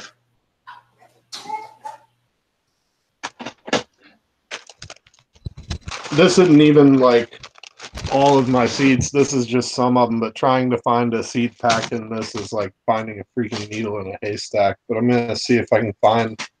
I remember if I saw them, I would recognize them. Yeah, I think this might be it. I'm going to have to Google it. I think I found it.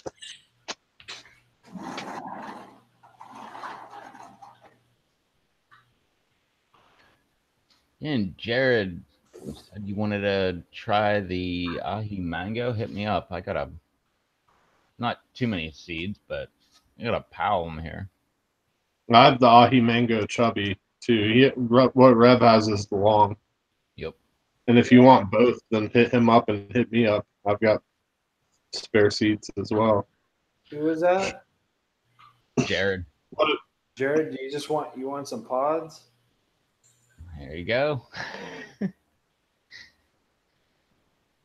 The only problem with my seeds is, like Charles was saying earlier, all my plants are so into each other.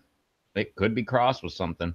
Although my mangoes are separated, like they're in two. Mangoes grow next to each other, so my chubbies and the longs grow next to each other, and they kind of maybe intertwine, but they're together. They're Okay, like, these don't grow red. They grow to an orange color. And they like I've seen pictures of like pods and seen videos where people have pods and they're like kind of not real tall, but they're like big, huge things. I'm not even gonna attempt to pronounce that, but that's what it is. Whatever the heck that is. Paradix. oh, I have that. And here, let me see.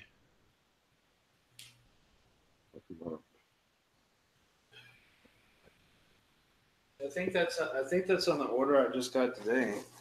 Here's a picture of what the pods look like. These were red, I think, the ones I was looking at. I could have sworn I thought they were red too, but I just looked them up and it's orange. I didn't grow them, and Scott had sent me seeds. It was kind of like late for starting seeds, but that was one that I'd like. I don't remember what it was that I'd gotten seeds from for, and then I think the King Star White Tie or something. He threw in some of these. Yeah, Scott has a lot of really interesting ones for sure. One of the ones that he sent me pods of that I saved seeds from that I didn't grow this season, but I really wanted to, and I will grow it next season, is the Dado de Mocha Yellow. I'm growing that thing. That thing's good. Yeah, those are good pepper.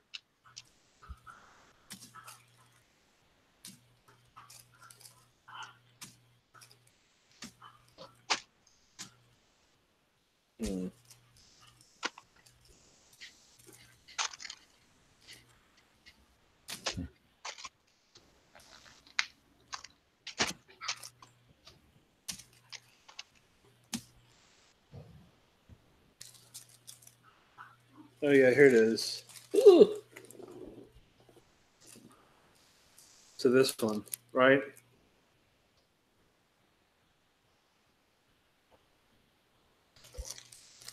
Yeah. Yours doesn't have the last part of the name for it, but I'm assuming those are the same thing. This one has a longer name to it. Yeah.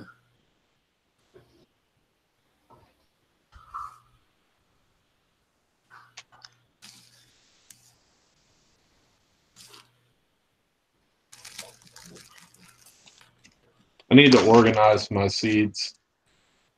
But that's a project for a day like Tuesday when it's 18 degrees for a low and snowing. I gotta do mine pretty soon as well. Otherwise, I'm not gonna have any idea what I have and like what to grow for next season. And I've got so many like behind my computer in a stack of envelopes and stuff. Like I got more in the mail today, and I've just got too many seeds. Yes, Jared. I got them from Jim Duffy. And Todd, if you think this is a bunch of seeds, how about an entire container full? That's just poblano seeds. This is like probably 2 pounds of pepper seeds right here. This is That's 2 ounces.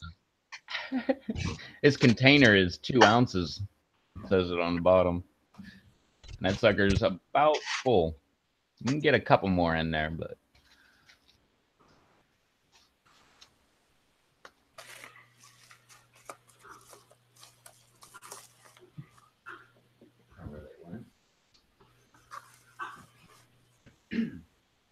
I thought I had a container that big just of Sugar Rush seeds, but I don't.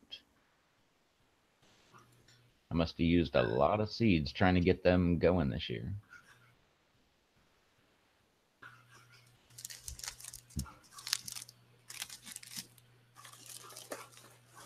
Yeah, I got an entire drawer over there of seeds. I'd pull it out and show it off, but it also has all the letters from everybody I've ever gotten stuff from. Oh, I got all those. Yeah. So I don't have to keep asking addresses.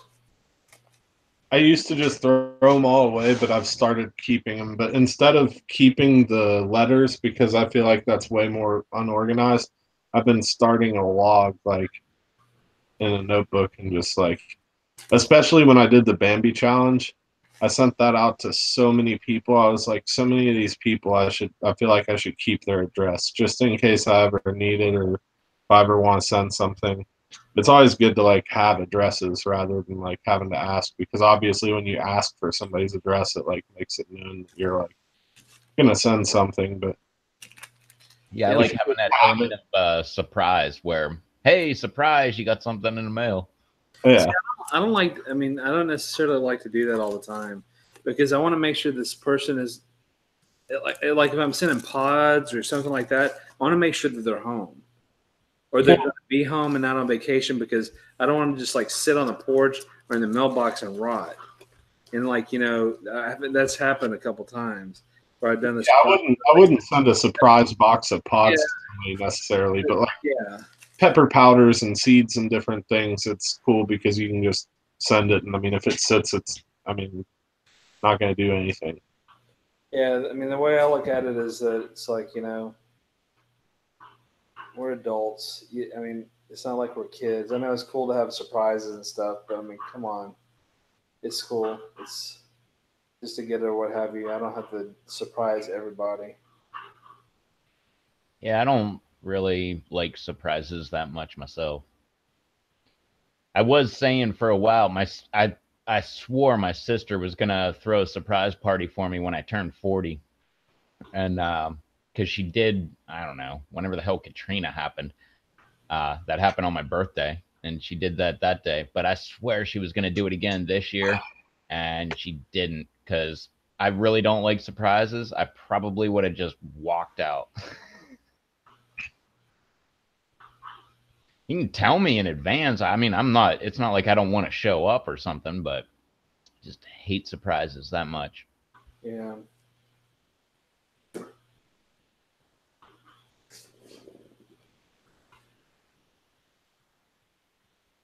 Oh, dang.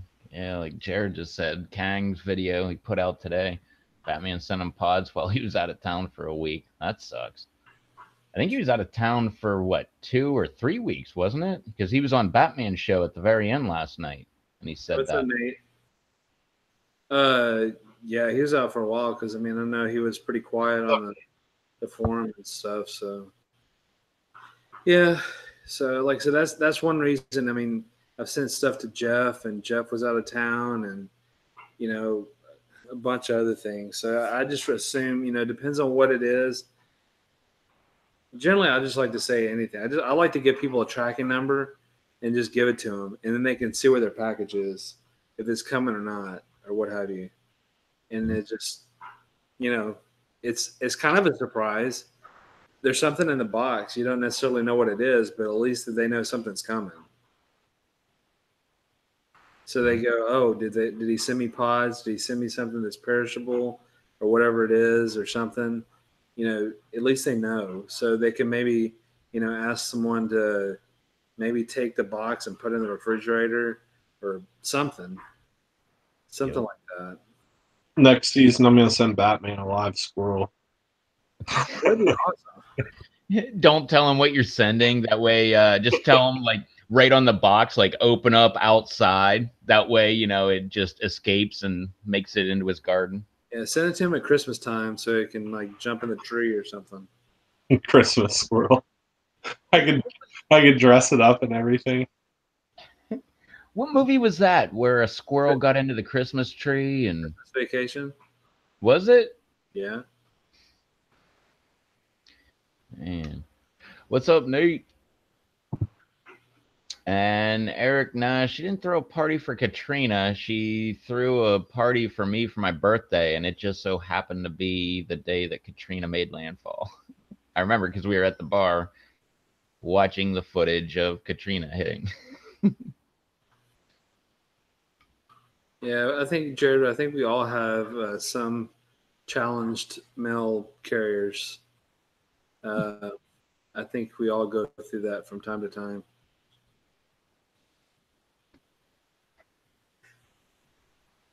But not like my favorite mail carrier, who I don't see in the chat. I don't think my mailman likes me. Probably not. You took money from Yeah. him. There's that too. You should give him a good Christmas gift. He took money from me, and I took it back. You should give him a good Christmas gift. Yeah. I like my mail carrier. Very nice. It was a simple misunderstanding, and there was an envelope in my mailbox that didn't have any stamp on it. The flag wasn't up. Nothing. So it wasn't there to be like taken. It was just But in it the had mailbox. but it And had your name on it, and your mail it just said, guy, his name is the same. yeah, it said Rob, and his name is Rob. And then I was like, what the heck? And like my neighbor I'd done some yard work for was like, yeah, I swear I put the money in an envelope in your mailbox. And I was like, damn. I think it was only like $30 or something. It wasn't like a big loss if it had been a loss. But still I like had worked my butt off and I like wanted that money. I earned the money. And then so I ended up having to ask him. I like waited out there the next day and I was like, hey, did you take a envelope from in the mailbox? And he was like, yeah, my name's Rob. And I was like, oh, crap. But he just pulled out his wallet and whipped out $30 and gave it to me. So it was all good. It was embarrassing though.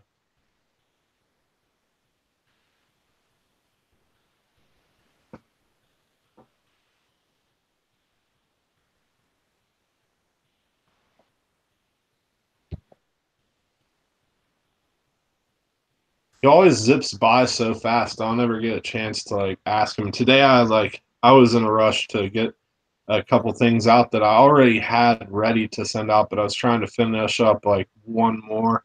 And then I heard the mailman, so I just like ran out with the few that I already had ready.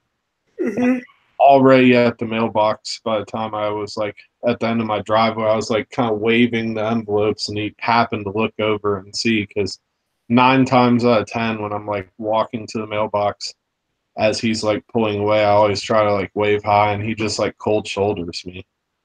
And he just happened to see me today and stop and it's like, yeah, sorry, I was trying to get another one finished up and didn't get finished up, but one of these days, I'm gonna ask him if he likes peppers and or spicy stuff, and if he does, then I'll just like give him some pepper powders and stuff, maybe a bottle of hot sauce. Then maybe he'll be cool. Yeah, I don't know who my mail carrier is because I don't know. I never see him and changes. I think, and mine's one of those community boxes, so it's all just crap. We have different ones a lot of the time, but we have kind of like the main guy that usually comes around, and he's like the regular one.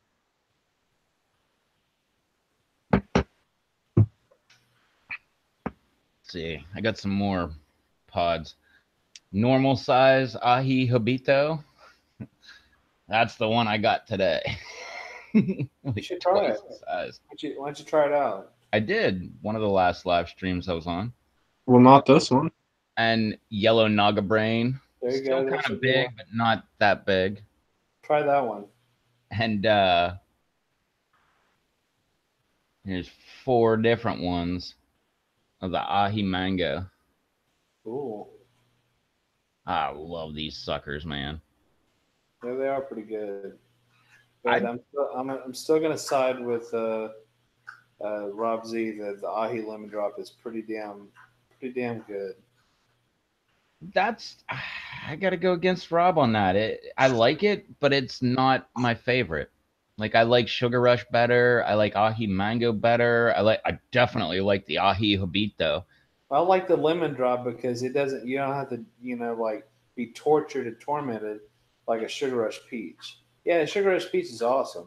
Yeah, you don't have to wait a damn month and a half to get a pepper. I'm a big fan of the ahi habito. You cut them open, they smell like they're going to kick you in the rear. But they really don't have that much heat. Like they're like a very manageable pepper. I would actually go and say that they're like on the low end of ahis. Wise.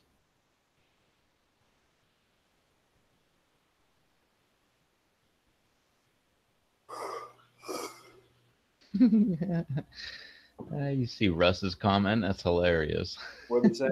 He's got customers that want him to toss their packages towards their door. I'd hate for a neighbor to film me chucking a package without knowing I have permission.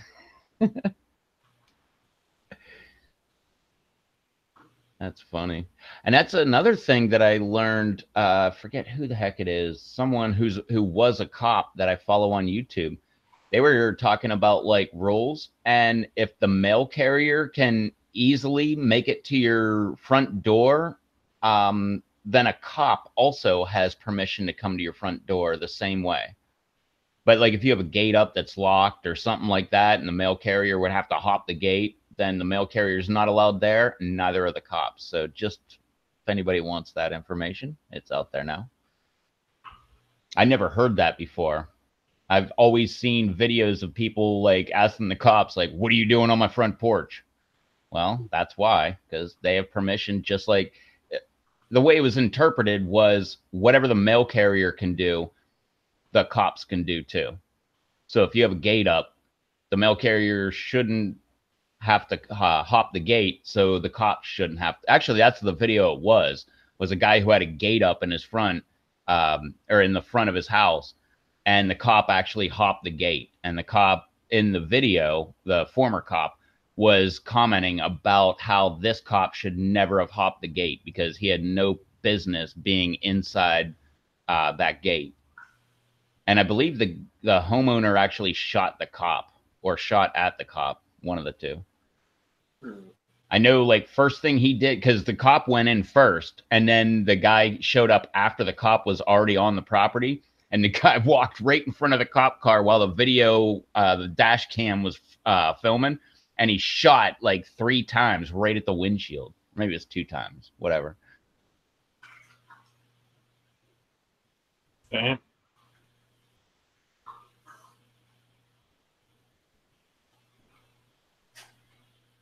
Yeah, it was well, the guy was like, he was like mentally not stable, and that's where the whole thing came from in the first place. Like one of the family members wanted a wellness check, so the cops went to check on him to see if he was okay. And well, I guess the guy didn't like cops, so I can't remember what the outcome of that was, whether it was a justified shooting that the guy had on the or no, it wasn't justified because the guy was like stalking the cop down, and it was weird. It's a pretty popular video on YouTube. I've seen it in a bunch of different commentations. Is that a word? Commentations?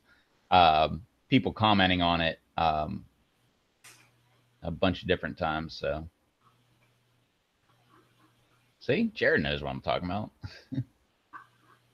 Yeah, the cop was definitely trespassing, but the guy was such an... He was like trying to stalk the cop down and kill the guy. It was pretty crazy. And then after the cop took off, he hopped into his truck and drove right in like it was no big deal. So weird.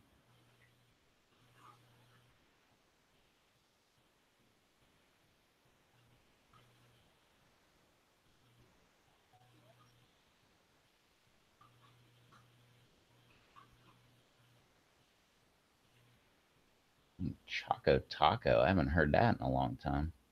Dude, Choco Tacos are freaking amazing.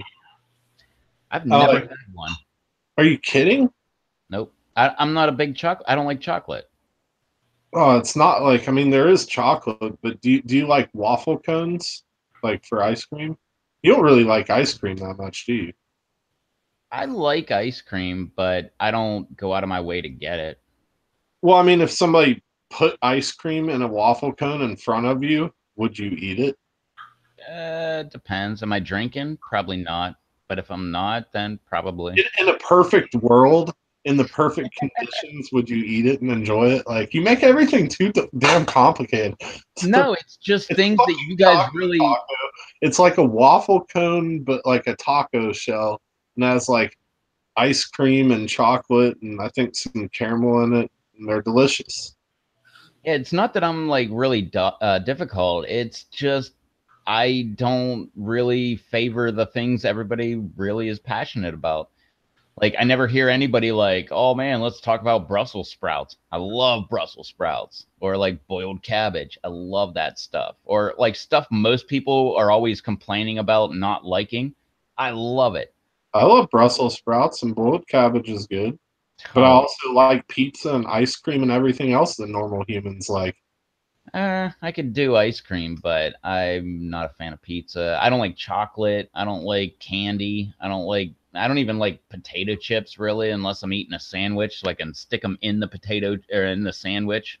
I don't like potato chips the most, but I will eat potato chips. But I love corn chips or multigrain chips. That's my thing.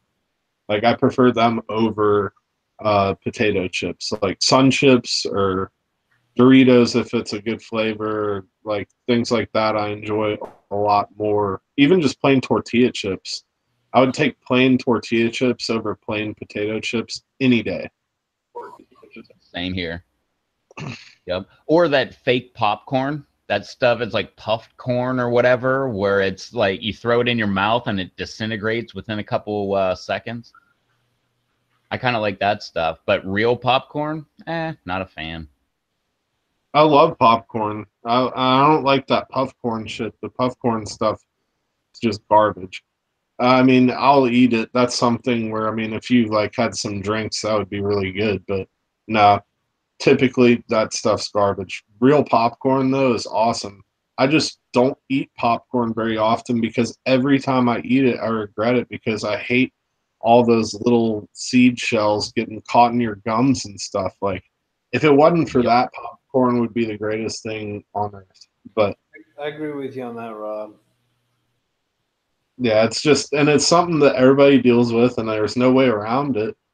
And it doesn't make me not eat popcorn, but it makes me eat popcorn a lot less. Because if it wasn't for that, popcorn would be like one of the perfect snacks. Uh, Especially like being able to make a fresh bag of it when it comes out fresh and it's still like warm. You can add in some like pepper powders and stuff, and it's just delicious. But those little seed shells just ruin it. yeah, I'm not a big popcorn fan, but that ghost pepper popcorn I had one of the last live streams, not too bad. Didn't you say you don't like pretzels? No, I love pretzels. Okay. There was I could have I sworn never buy them, but I some love other pretzels. one that I was especially like what's the old school like the sourdough pretzels or whatever the really hard ones are. I think that's sourdough, which is kind of weird because I'm not really a bread fan. Like if I make a burger, I usually don't put it on bread. But whenever I found those ghost pepper pickles, then I started eating hamburgers on a bun. Which awesome tip if you want to save money, because I love those potato buns. Awesome tip on that: get the potato rolls. They're just slightly smaller, and you get I think 12 in a bag instead of 8, and they cost like 12 cents more, or maybe it's 20 cents more. And it makes your hamburger look huge.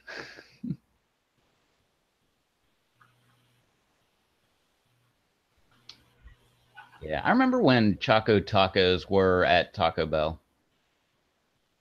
But I haven't been to it. Wow, can't believe it's been that long. I haven't been to a Taco Bell since January 2013 when we were in Florida. We went to a Taco Bell, but I haven't been to one since because we only have one. It's like, oh, what is that? Like 20 miles down the road, something like that. I'm not driving that far. I'm gonna pass like two Wendy's. I won't eat at McDonald's, but I'll pass two of them. I won't eat a Pizza Hut, but I'll pass one of those. I'll pass like all kind of good restaurants. I'll pass two Mexican restaurants that I like. The local one, La Fogata, means the campfire. Um, yeah, I'd much rather eat there than Taco Bell. But I remember when they had Choco Tacos. I was still living in Pittsburgh when I saw that on their menu, but I never had one. it's That was made back. by Klondike. Really? Yeah, Klondike Choco Tacos. Yeah, I used to go to, well, when I lived in Pittsburgh, we used to go to Taco Bell, especially like a night of drinking. You get a designated driver to drive you over, and you end up buying like 40, 50 tacos to bring back to the party to hand out to everybody, you know, make a couple dollars per person off of that. But back then, tacos were like 59 cents. I think it was 59 cents for a regular, 69 cents for a Supreme or whatever, where they add sour cream. And then I think the last time I was there, it was like 3 tacos for like $5 or something. That's just way too expensive.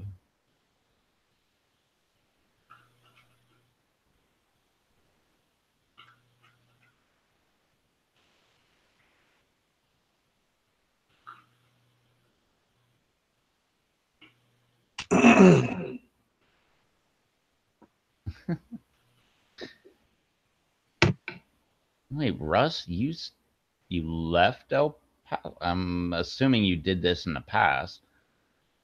What? $2.79 a taco? Jeez, oh man, that is horrible.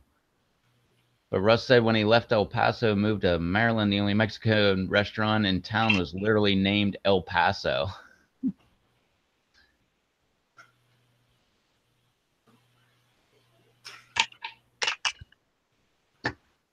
When did you live in Maryland? That's kind of close to me. Kind of. I mean, I can get to Maryland in 6 hours, 5 hours. Or no, 2, no, 5. Yeah, probably 6 hours.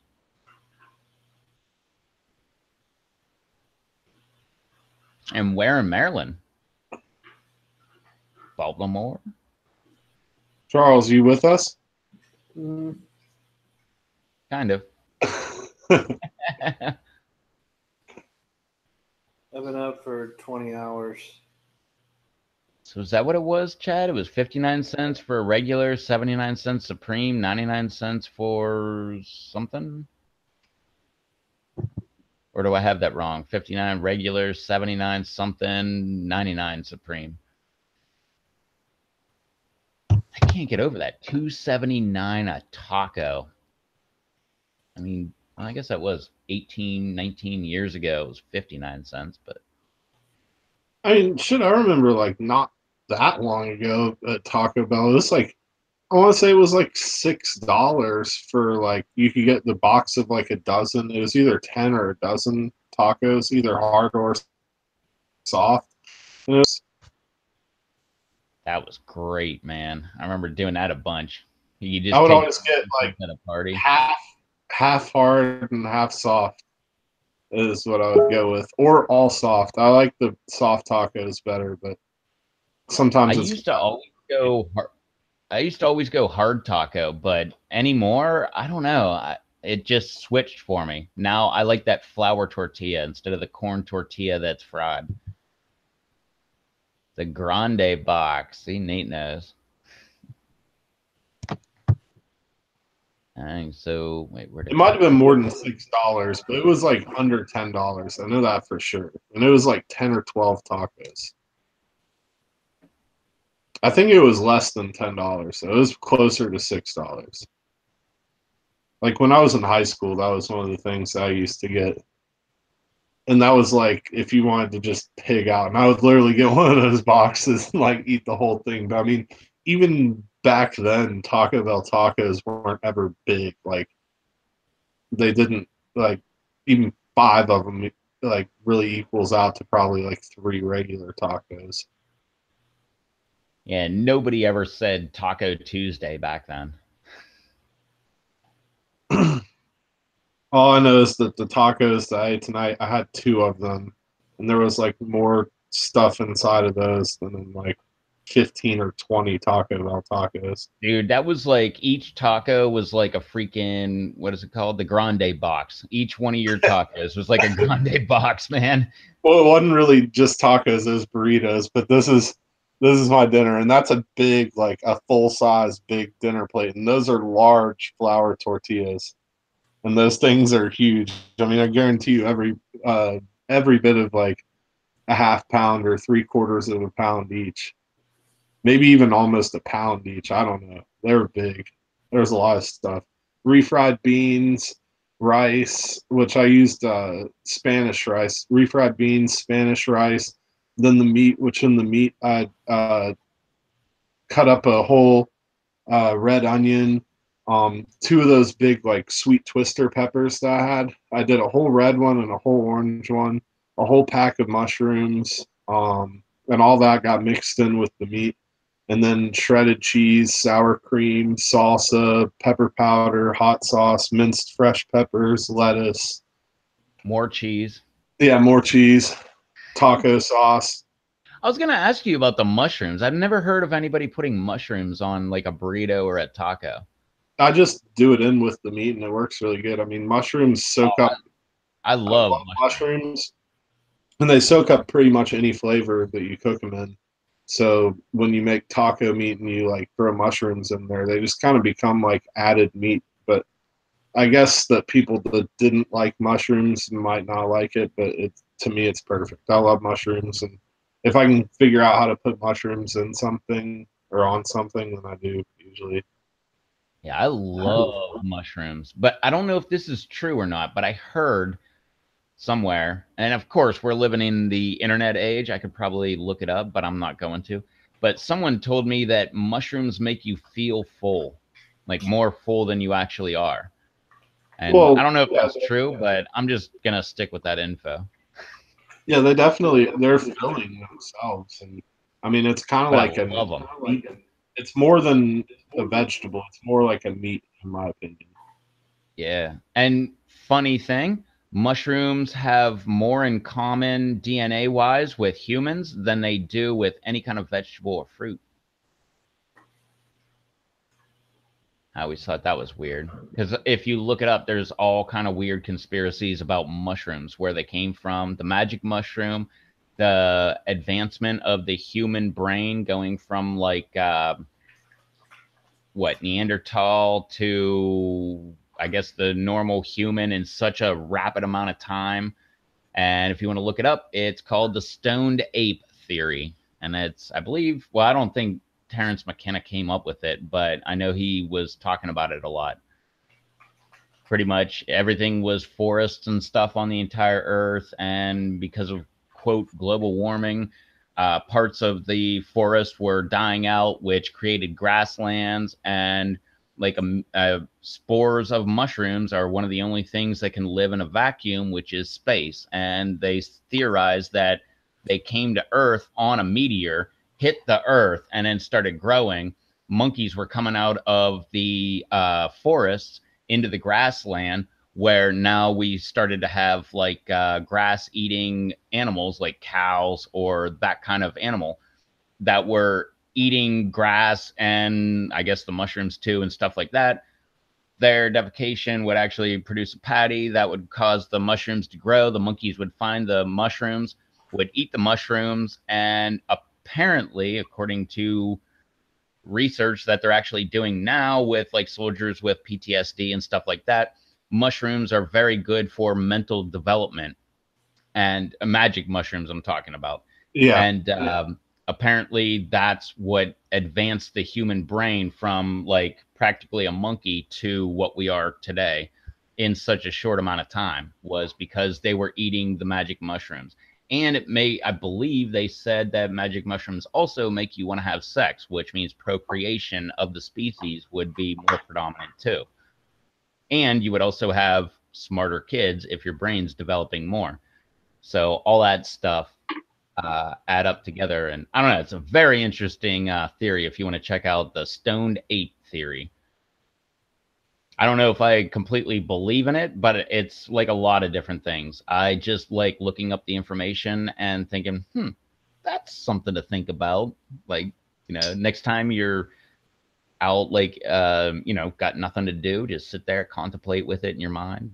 I've eaten mushrooms before, like not just the regular mushrooms, but those mushrooms, and I have to agree that I could totally see some truth in that.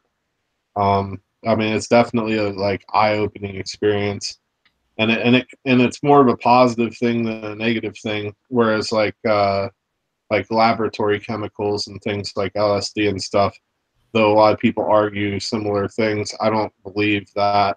It's not natural, but mushrooms are natural and are something that was here. And I don't know. I never had any bad experiences or any bad feelings from it. It was always like a positive thing. Yep, same here. Whereas I've taken LSD. I mean, I haven't done any of that stuff in probably 18, 19 years, but I Yeah, take I swore that I like was done with all that. And I haven't done it since I was like young, like high school. And Yep. But I had bad trips with LSD, but mushrooms never had a bad trip. It was nothing but happy times. it is like eye-opening thing. Like you think of certain different things and stuff that you wouldn't, I guess, normally. Like Yeah. there's a lot of people that get way too into that stuff and they just become what I consider a spunion. And they have all kinds of crazy theories. But I think that in a small dose, like it can be something that can be used like to advance and in a positive way.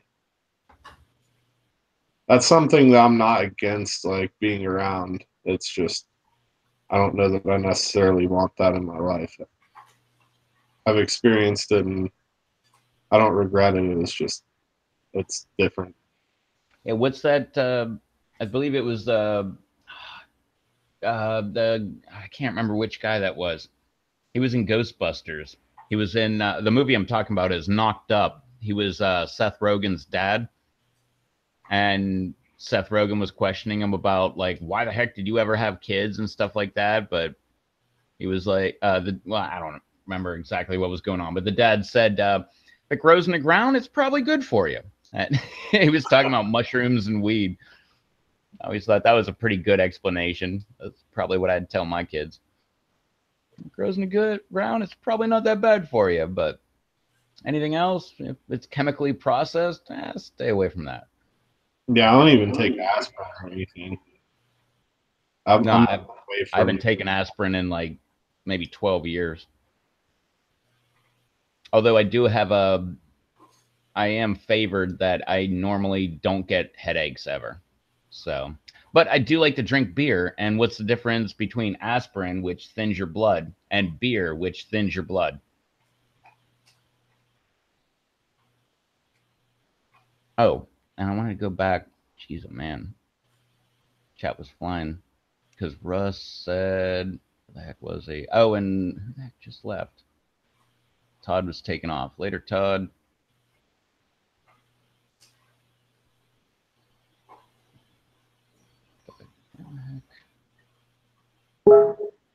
I guess I. Oh yeah. Russ said he lived in Hagerstown, Maryland, in '96 to '99. I drive through Hagerstown every time I go from here to Pittsburgh. I believe it's right on what 68, 70, one of those roads. Where I lived in Pittsburgh, that's only like 2.5 hours away from, I guess, technically my parents' house. If I'd have known in '96 to '99, I could have swung by and hung out with you, Rose. And what's up, Cemetery? Saw you hopping in.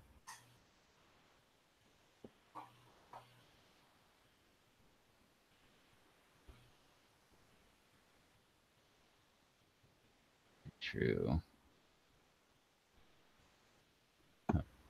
I won't tell anybody, Scott, that shrooms are the bomb. Oh, yeah, and I like what Jared said. I'm going to say I don't need magic mushrooms to want to have sex. Yeah, it's most guys.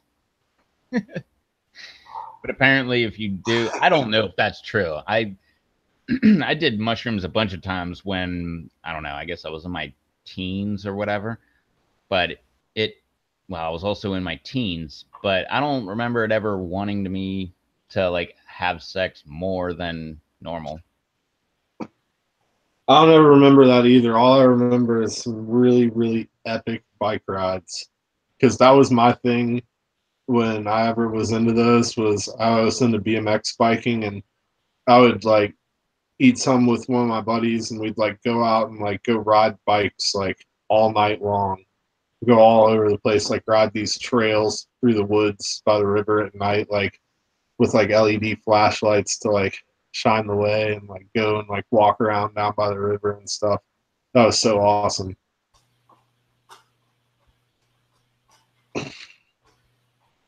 I like how Cemetery said aliens dropped us off here.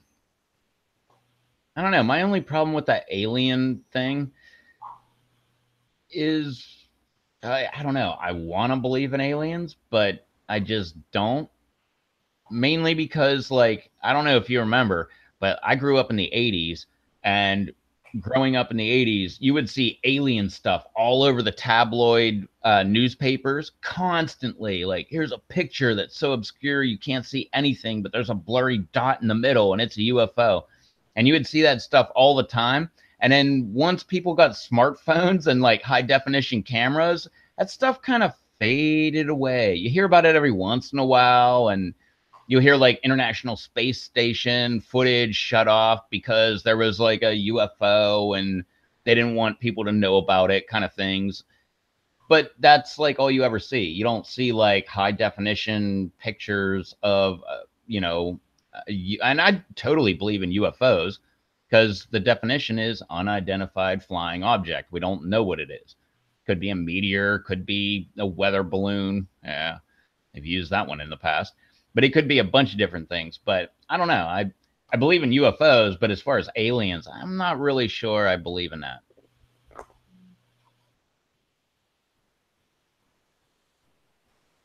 It's just one of those weird things. And Russ corrected, or not, I guess didn't correct me, hooked me up.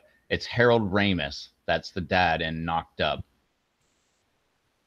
That's the Ghostbuster I was thinking of.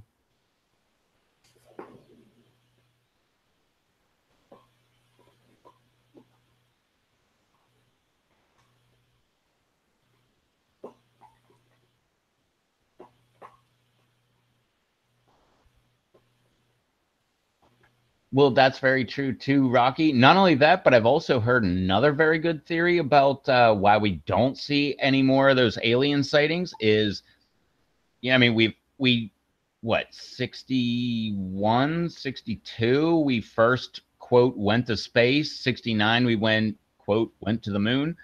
For the most part, we really haven't gone very far away from the Earth. I mean, we've sent things out, but we really haven't gone far from the Earth since then. And one of the reasons that I've heard was every time a space shuttle goes up, there is small pieces of debris that comes off of it, whether intentional or, well, I don't think it's ever intentional, but whether it's dust or whatever, parts of the shuttle or anything like that. And apparently there's like a garbage patch surrounding our planet in orbit because, it's space and it's zero gravity and stuff. It's just suspended there outside of the Earth, and it just kind of surrounds the planet. And that could be a reason why aliens have not come back, if they're actually true. But I thought that was a very good point, because why would you risk maybe blowing up your shuttle or your spacecraft of whatever kind trying to go visit? I mean, essentially, we're probably like if there's an advanced species of alien type thing, we would be kind of like, monkeys that just, learned how to make a car and a spaceship kind of thing. Why would they come all the way here to try to make contact and probably not show us anything? We'd probably kill them. I mean, let's just be serious. Humans would do that.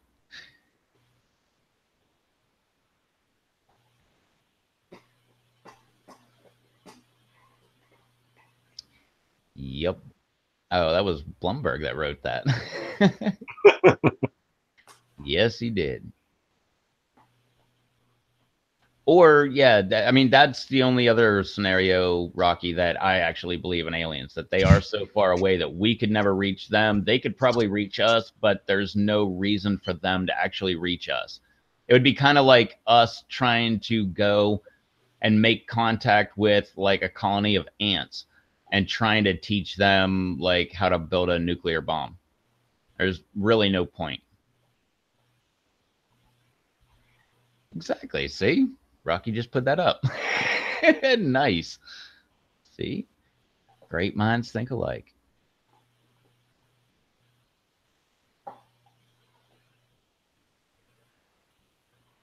Yeah. Well, that's the other thing too, Jared. That's the only thing that makes me think that there has to be aliens out there. Because our galaxy is huge, so huge that we can't.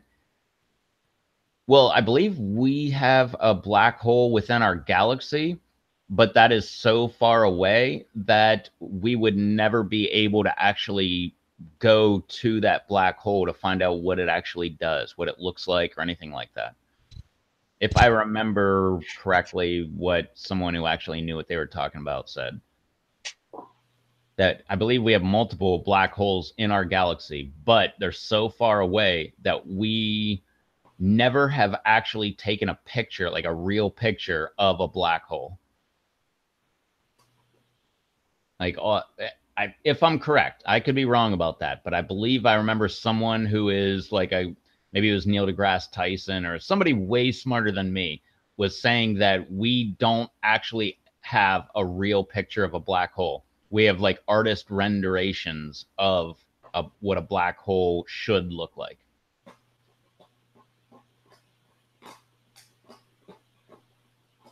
I could be wrong about that, but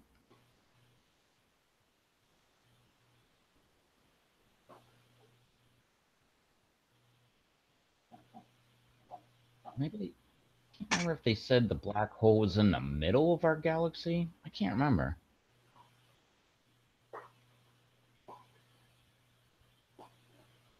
I don't know. You can't think about that stuff too much because it just kind of hurts your brain after a while. Because then you start going like into weird conspiracy theories, like what if, if you look at the human body at like a molecular level, you got like, you got cells, and then in there, you got electrons, protons, neutrons, all that stuff. Like, what if that is what space is, only with a gigantic organism? What the heck is that organism, and what does it look like? And I don't know, kind of freaky.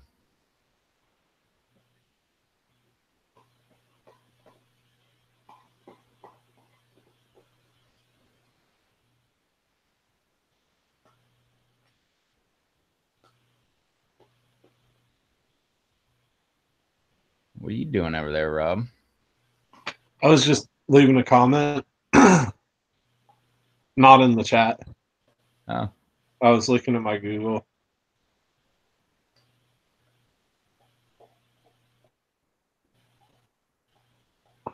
The Google. I've been seeing a lot of people post snow pictures today in the PLC. Goham just posted one real recently. Where's he at? He's like in Chicago. Yeah, it's cold there. Yeah, but I mean it's like I said, not normally that cold here, but it's gonna get down really cold tonight. I think it's probably getting close to freezing outside. I think it was saying that, yeah, it's 38. It says freeze warning it says severe alert freeze warning from 11 p.m. tonight until 11 a.m. tomorrow. And it says 24 to 29 degrees are the lowest temperatures, but the low for here in my area, it says it's 38, but it feels like 31. The low for here is 26, but with the humidity and wind, it'll be even colder. And then tomorrow, it's going to be sunny with a high of 41 and low of 24. And then Sunday, we get some relief. Sunday, it's going to be 53, low 37. Monday, it's going to be a 90% chance of rain, high of 44, low of 30. And then Tuesday, we have a 50% chance of snow, high of 36, low of 18. Like, that's my weather. And there's that snow and low of 18 degrees. Yeah, mine says still 41 degrees is the lowest, but tomorrow night is 42 for a low. says it's 64 right now. Real feels 69, so it still feels like it's 70 here. By next weekend, it's going to be up to like right around 60 degrees and highs in the 40s again. Or, I mean, lows in the 40s. But this week's going to be cold. I'll just read the lows. Like tonight, 26, then Saturday, 24, Sunday, 37, Monday, 30, Tuesday, 18, Wednesday, 25, Thursday, 30, Friday, 32, Saturday, 32, Sunday, 38, and then next Monday, 42. So my plants are going to be toast by like the beginning of next week. And then Tuesday is going to just fry the crap out of anything that didn't die before. Because 18 degrees is cold. What's up, Crispy? Dang, I didn't know you were in Oklahoma City. I've been there a couple times. I like that place. Oh, and Jared said if we can't travel through space easily, there is no reason to think that there is intelligent life on other planets that have any more advanced space travel technology than we do. I totally disagree with that. Because 100 years ago, we barely had a car. And then, like 69, we apparently went to the moon. And what was it, like 50 something? We actually had a rocket that would take us to outer space. So we're like very new on the scene to this going to space game. Although I will also argue we only had like what? We had that big, long, phallic-looking spaceship that took us out of or into space and to the moon, and then they changed it to like that nice-looking, sleek spacecraft. But we haven't had really any other kind of changes since then. It's been really, really slow.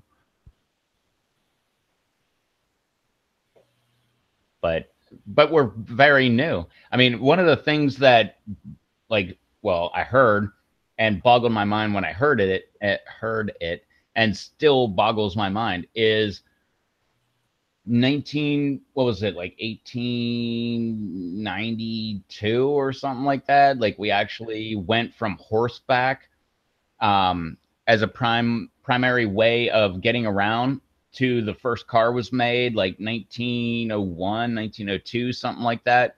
They actually started making cars in production. 1903, we actually flew the very first aircraft, the Wright brothers, right here down the street from me. And 1945, we dropped an atomic bomb from an airplane. That's like some pretty rapid advancement very quick. So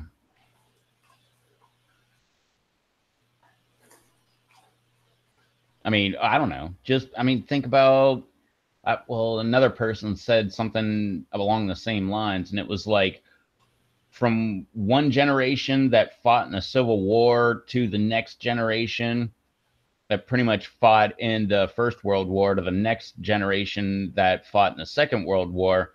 We went from the predominant travel was spacecraft, was horseback, to like 2 generations later we had airplanes that would take us across the country very easily, which is pretty, you know, it kind of boggles your mind.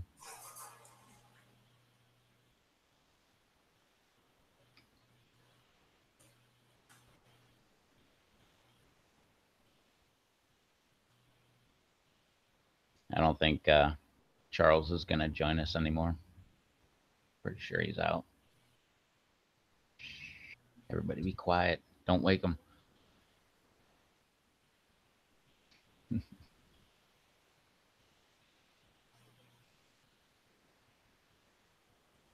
Oh, yeah, and I wanted, yeah, Rocky, that comment you made, we're one grain of sand in a multiverse Sahara desert. I totally agree. I just want to know, what does like the overview of that map look like? That would be very cool if we could know, but I'm sure we'll probably will never know. what else do you say? Intelligent life that may have been around millions of years before us might be made of like exotic energy forces we can't even recognize or comprehend as humans. Yeah. Not only that, but here's one of the things that blows my mind. I never thought about this, and once I finally heard about it, it's not my idea, by the way. Um, it has changed the way I look at the world is. How many times have we had, you know, humans build ourselves up to, let's just say, where we're at right now? We can do space travel, all that stuff, and like something like a meteor hits the Earth and wipes out 95% of all humans. Think about it. If a meteor hit tomorrow, do you know how to fire up a a power plant to bring electricity back? Can you like fire up a radio station, anything like that? No, I can't either. So how many times has this planet like gone from like practically monkeys, like hunter gatherers, we'll just say, and made it all the way to where we are, get wiped out, and then start all the way over again? And we're back to, hey, let's try to tame a horse so we can ride it. And then we do that for a couple hundred years. And let's try to build a car over and over and over again. Well, there would be fossil history of it if that was the reality. Not necessarily, because fossils. Well, I mean, very much necessarily. You're telling me that there's not any fucking remnants of all these past advanced civilizations? No, I'm not saying that. I'm just saying that a fossil is very hard to make. It has to fuse correctly with what, stone? Yeah, but metals and things, you're talking about advanced civilization. Metals and stuff don't fully decompose. Sure they do. Did you ever watch that show, Life After Humans? Not all metals fully decompose. No, but most of them stuff rusts. So yeah, that like you get a free pass with that one. But well, not only that, but like I mean, if the world ended tomorrow, the only man-made things that would be left, according to people that are smarter than me, this isn't my opinion, would be Mount Rushmore, the pyramids in Egypt. I can't remember what the other things are, but everything else would be gone. Like the bridges would be in 100 years, all bridges would be gone. You know, all steel structures would be gone within 100 years because they require maintenance to actually keep standing. I understand, but they aren't going to fully dissolve. There would be like a footprint of them left. Well, who knows in the middle of the Amazon if there's a footprint of where, you know, humans used to live. But the forest, you know, the earth will retake anything that we build. Somewhere in the Amazon, there's a lost floppy disk with all the past. Well, not only that, but what if it's not a floppy disk? Maybe it's some kind of weird laser disk that we don't even understand. And it's there, we can find it, but we have no clue what it is or how to use it. I'm not buying all that shit. That's all I gotta say. I like pizza and I don't buy that theory. Well, one of the weird things is like they look at like down, especially in South America, they'll look at certain places and they're like, yeah, look at that mountain. Well, it turns out that's not a mountain. That's a structure that humans built. Only the earth reclaimed over top of it and pretty much, you know, composted on top of it. It grew grass and now it looks like a mountain, but it was a pyramid at one time.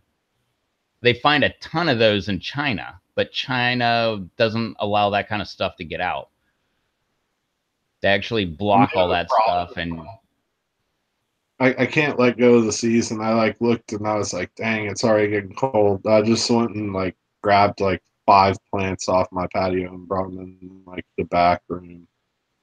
I don't have room because the back room doesn't get enough light. It faces north. So that's not going to be a good place for them to stay. But I brought 5 more in just because I couldn't let go. I'm having a hard time letting go. If I had somebody here to help me carry it, I'd carry in the like giant lemon starburst plant that I have in like a 15-gallon.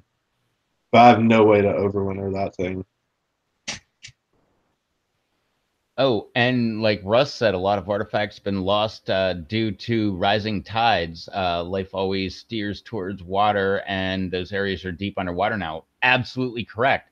I never believed in Atlantis. I totally believe in it now. But that was because Atlantis existed during the Ice Age. The Ice Age, there was 19 miles of ice over Canada. Where did that water come from? The ocean.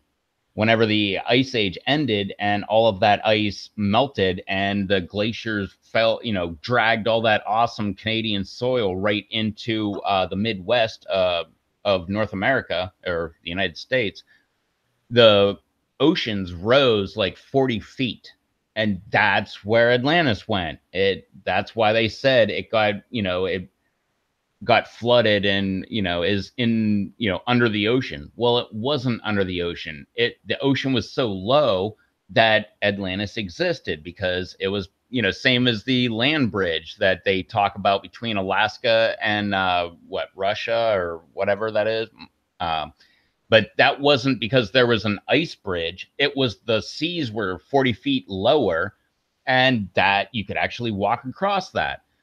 Same thing. And like Russ said, like most of all of human civilization, just look at it on a map. Humans tend to live right next to waterways because that's how they can ship things. They can transport, humans or things or anything like that. So biggest part of that though that you're missing in that point is that water is life, and we like are mostly water, and so without water you just die. Like you have to be by water. well, I'm not talking about like by fresh I'm just water. I'm talking talking about about like by ocean water yeah, too. I know. But, well, even by salt water, you can still like drink that. It just has to be cooked, but like water has to be there. Yeah. No, I totally agree with that. I mean, you need water, you need food, you need shelter. That's like the three main things humans need That's to why the survive. deserts aren't highly populated. Yep. But deserts didn't always, they weren't always deserts. Like you look at Egypt where the pyramids are, that used to be a lush greenery, greenery everywhere, all over the place, and it turned into a desert. So, but that's my point. Like, we can't look at the pyramids and say, what are these stupid people living in a desert for? Well, it wasn't a desert when they lived there.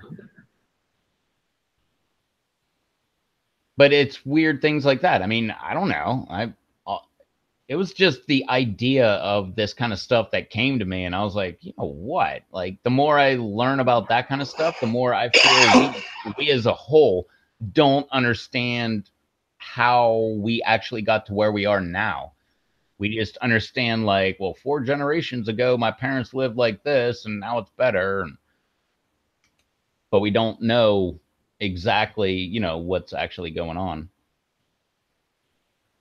which I could be way off base. I could be completely wrong, and I'm open to that too. That's fine.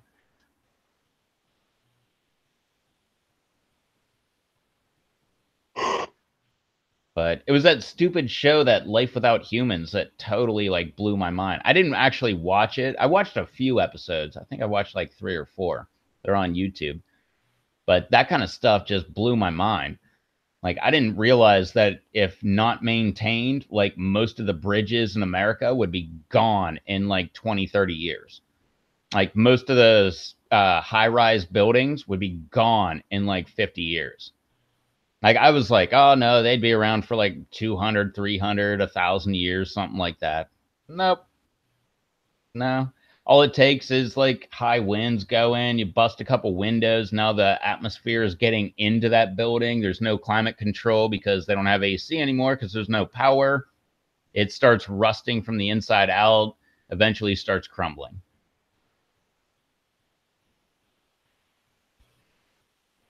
But get you thinking.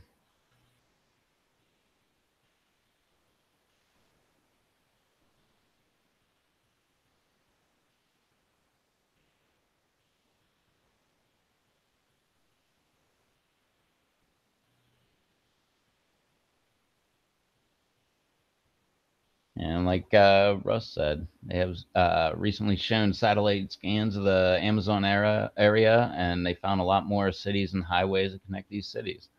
Yeah.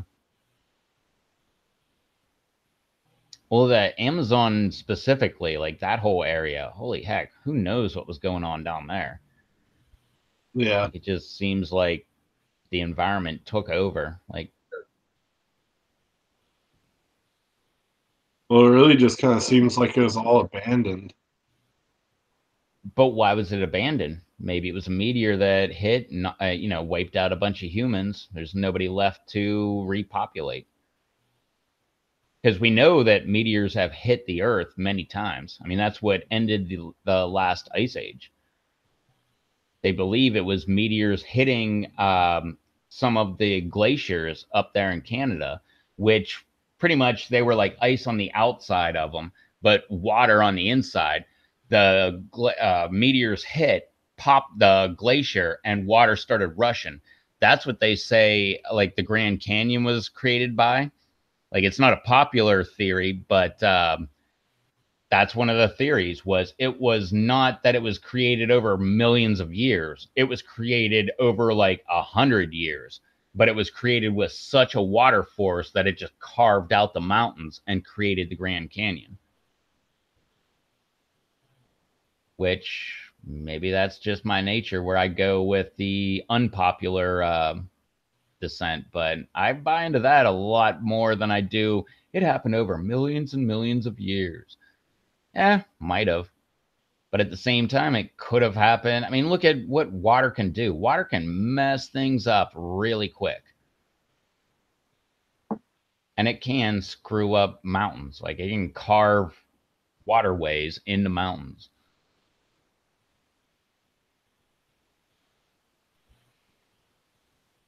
Science I hour don't with know. Revtos. Huh? Science hour with Revtos. Yeah. Oh, no, it's not me, man. You want to know more about this? Look up a guy named Randall Carlson. That's the guy that opened my mind to it. I think it was Joe Rogan, episode 501 was his first appearance, I think. And then he was on there again, and then he was on there again with Graham Hancock, and then I believe he was on there again with Graham Hancock. Totally maybe think about the Earth completely different than I did. I always thought it was like we started off as like monkeys, and eventually we made it to launching spacecraft. Now I'm thinking, who knows? We could have been to the moon 3,000 years ago. And the way that we got to that technology that got us to the moon, we didn't go down that road anymore. We took a different path, and we took, hey, let's burn fossil fuels instead. And that was our path. Like, maybe the last time we used solar energy. I don't know, but it's worth a thought anyway.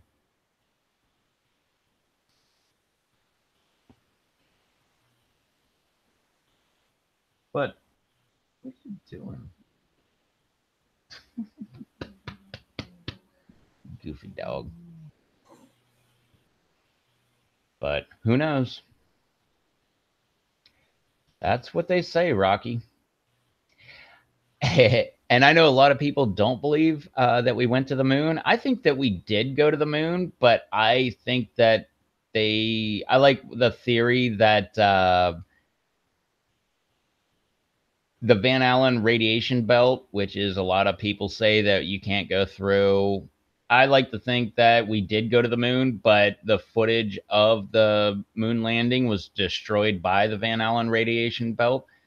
So they faked the footage just to let everybody on Earth know, yeah, we did go. I like to think that we actually did go, though. But the footage, like everybody points out, that seems very fake, probably is fake. But I don't know. I wasn't there. I wasn't even alive in 69. What do you think, Rob? You think we went to the moon? Honestly, I think we went to the moon. Do you think all the footage is real and all that stuff? I don't know. But, I mean, it seems legit. And I've, like, watched a lot on that. And people that, like, know a lot about, like, film and stuff have said that it's legit. I don't know. Everybody has their own theories on that one. There's no way to prove it unless you like were in NASA and like knew what was really happening. But I think it was legit. Yeah, I I want to believe that we actually went to the moon. But Like, one of the most valid arguments that I always hear is like, if we went to the moon then, why hadn't anybody gone to the moon since? And yeah, I agree with that.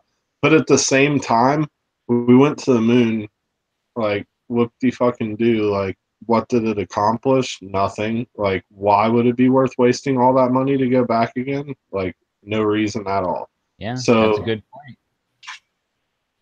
I mean, that doesn't discredit that it hasn't been done. I mean, there's nothing on the moon for Well, us. it's a very So, good point, but no, I kind of agree. It. Why would we go back? Like we were in the middle of a space race with Russia at the time, and we did it to say that we did it first. So yep. why would we go back? Like you said, there's no point in going there. What are we gonna do? Put another flag there?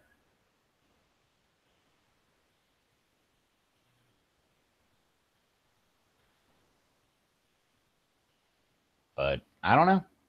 Like I said, I wasn't there, so I have no clue. But I have seen a bunch of different talks with like who was it? Neil Armstrong and can't remember the other two guys, but they had like weird talks that they gave that was people say are cryptic, implying that we never went to the moon. I don't know how much credence I put into that kind of stuff. I think sometimes people are looking a little too much into things. Because if we didn't go to the moon and Neil Armstrong was supposed to be like one of the first guys on the moon, do you think they wouldn't have mysteriously killed him off, or something weird would have happened to him? They would just let him go out there and make speeches to colleges and stuff. There's theories for everything, and there's people that are against everything. There's people out there that would argue that I didn't have tacos for dinner tonight, and there's people that think the Earth is flat, and Yeah, that there's one people that cracked have me. all kinds of crazy theories. But that's all it is just theories. There's no real proof to any of it. The Earth is flat one totally cracks me up, but at the same time, I'm pretty sure I'd feel really dumb if it turns out they were right. Well, I mean, how the fuck is the Earth flat and we've never seen a picture of the edge of the Earth? Yeah, and it's surrounded by an ice wall and all this crap, and Yeah, yeah. what's on the other side of the ice wall? Like, Well, it's supposed to be like a frisbee. It's supposed to be like nothing. You'd fall off the earth. But that like just makes me think like, oh, really? Are we living 400 years ago when they thought you'd fall off the earth if you like went out to sea and tried to make it to the, West Indies from Europe?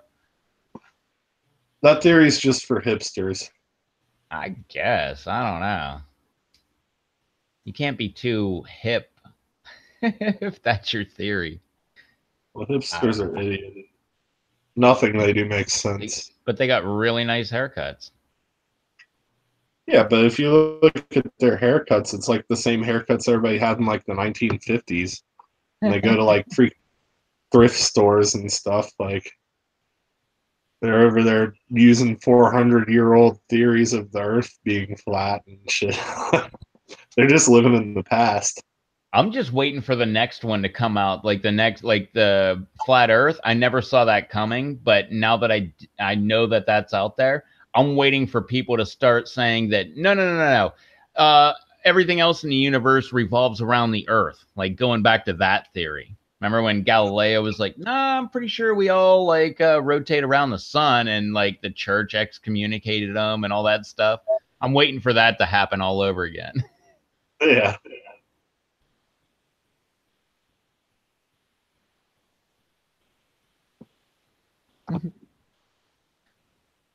Who knows? Maybe that'll be coming soon.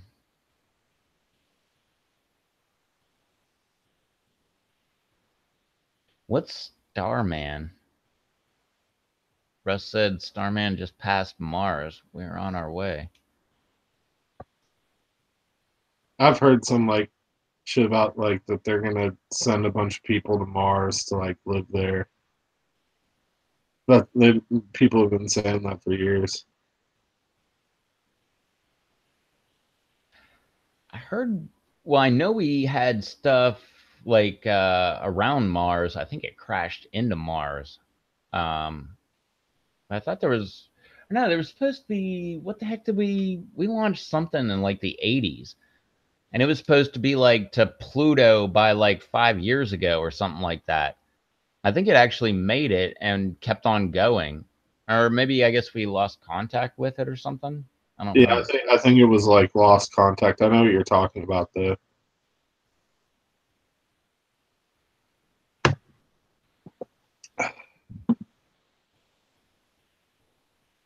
Man, yeah, man, from talking about peppers to like stoned ape theory to like, what if there's been other civilizations before us? All in one live stream.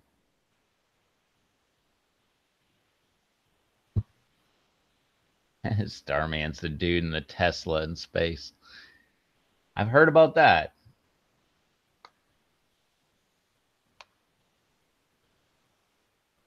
And I guess I believe that that's true. I never saw pictures or anything like that, but I heard, what was his name? Um, Charles has very little to add to this I conversation. know he is not into it. I can't remember what the guy that owned or made Tesla, the car company. Um, Nikola Tesla, or no, that's Elon Musk. yeah, he was Nikola on Joe Tesla, Rogan.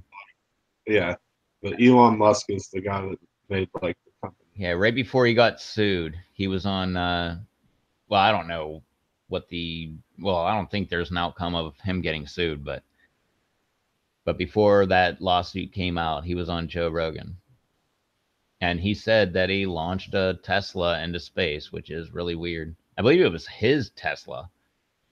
I love the conspiracy theory that there was a dead body in the trunk.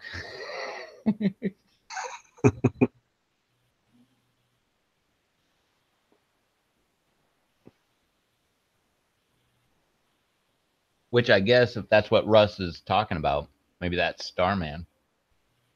Nikola Tesla was a really fascinating person. I don't know if you know much about him, but I do. I've like read and watched a bunch of stuff about him. That's pretty sweet. Yeah, it made me really dislike Edison. Yeah. And it's kind of like I don't know if you've ever listened to the podcast of Daniele Balelli. He has a podcast called History on Fire, and he did one called The Duel, and it's all about Aaron Burr and Alexander Hamilton having the duel that they had while Aaron Burr was the vice president of the United States. Totally blew my mind. I dislike Hamilton so much. I'm so glad he got shot. Like, I do not like that guy whatsoever. Like, I am totally Aaron Burr fan. And fun fact, he is the relative of the comedian Bill Burr. He's like a great uncle or something like that. Hmm. But yeah, he got charged with murder as a vice president because dueling was illegal in New York. So they went to New Jersey where it was legal, but he still got charged, beat the rap.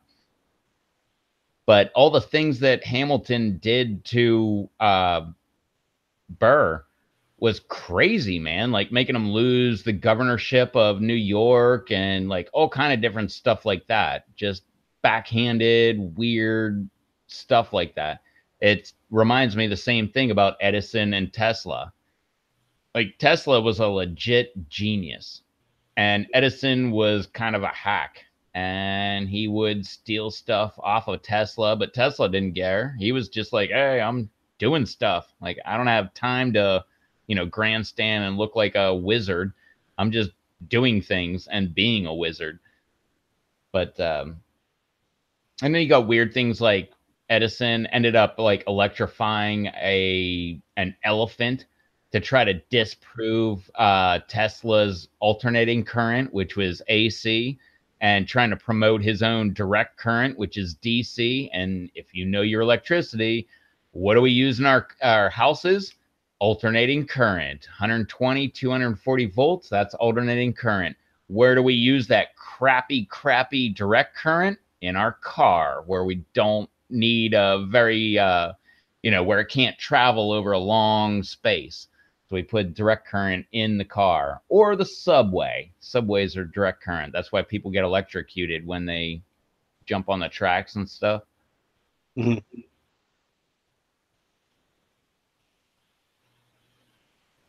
But exactly, Russ. And Tesla had those like things where like could create like a current between. I forget exactly what it was called, but like his thing, it was like two towers, and it could create a current between them, and it could like wirelessly power something. Yep, that's what Russ said. We wouldn't have wires all over the place if Tesla's power took off, but we would have a lot of dead birds, which could be true. But yeah, that was Tesla. He was way ahead of his time. I But watched some show where like they built some of those and they powered like a little like RC boat with it, and it like worked, and like within like a certain distance they were able to like drive the boat around like using that current like wirelessly, but it's like super loud and stuff. I don't know how that would like work like on like a big level, but with technology and advancement and stuff, I'm sure it could have gone somewhere. yeah, and remember, this guy was around in the very early 1900s, like Yeah. 1901 to like 1909-ish, somewhere around there. Yeah, imagine how much we would have been able to build on top of what he already made. What? Tesla car stores are banned in Texas? That's kind of BS. Is that because Texas has a lot of oil refinery? Probably. That's the first thought that comes to my mind.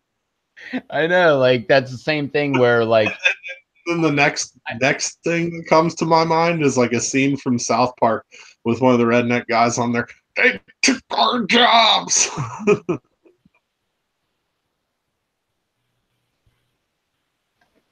I've always been against electric cars, but I have to admit, if we can make them work, why not?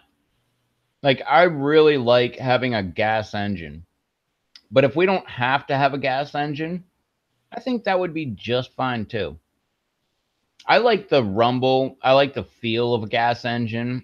I like all that stuff. I'm just old school. But at the same time, if we can make an electric car that can actually do distance, because that's like the biggest problem, not enough battery life.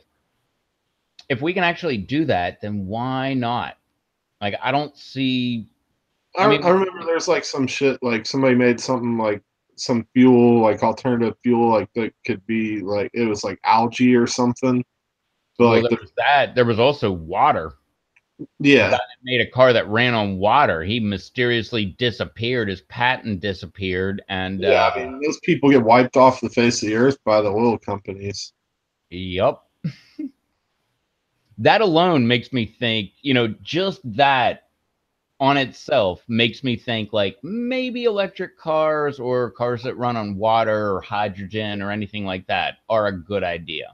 And it's like the same reason that like cannabis is still illegal, like most places, and isn't being utilized for a lot of things because modern medicine and pharmaceutical companies make so much money off so many different things that that could eliminate, and they see it as a threat, and that's why things are the Well, way that they are.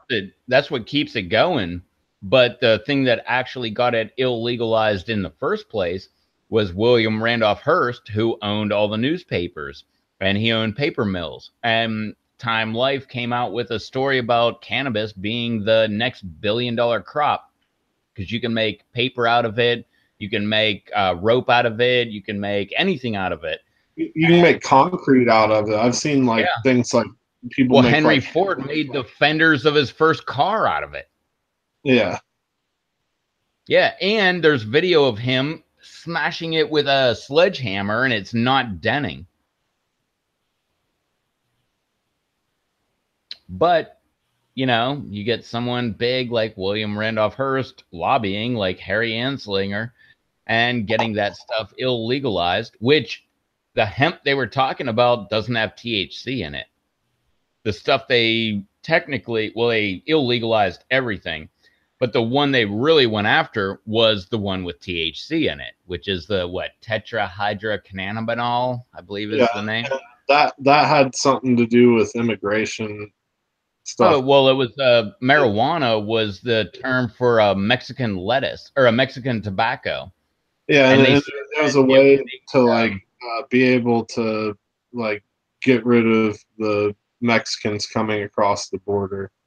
Yeah, well, they said that this Mexican tobacco made Mexicans and black people have sex with white women, which is hilarious because A, they didn't use the term rape.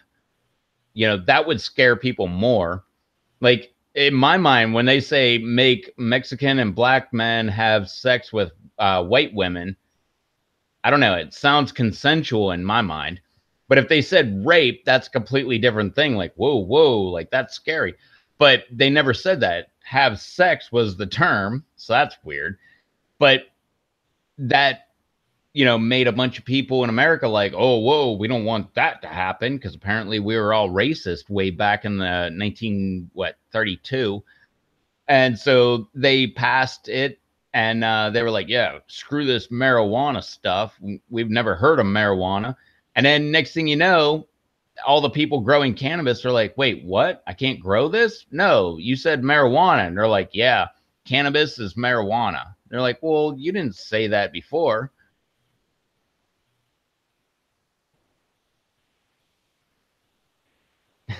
Yes, Gage. Charles is passed out. He's ready for work tomorrow.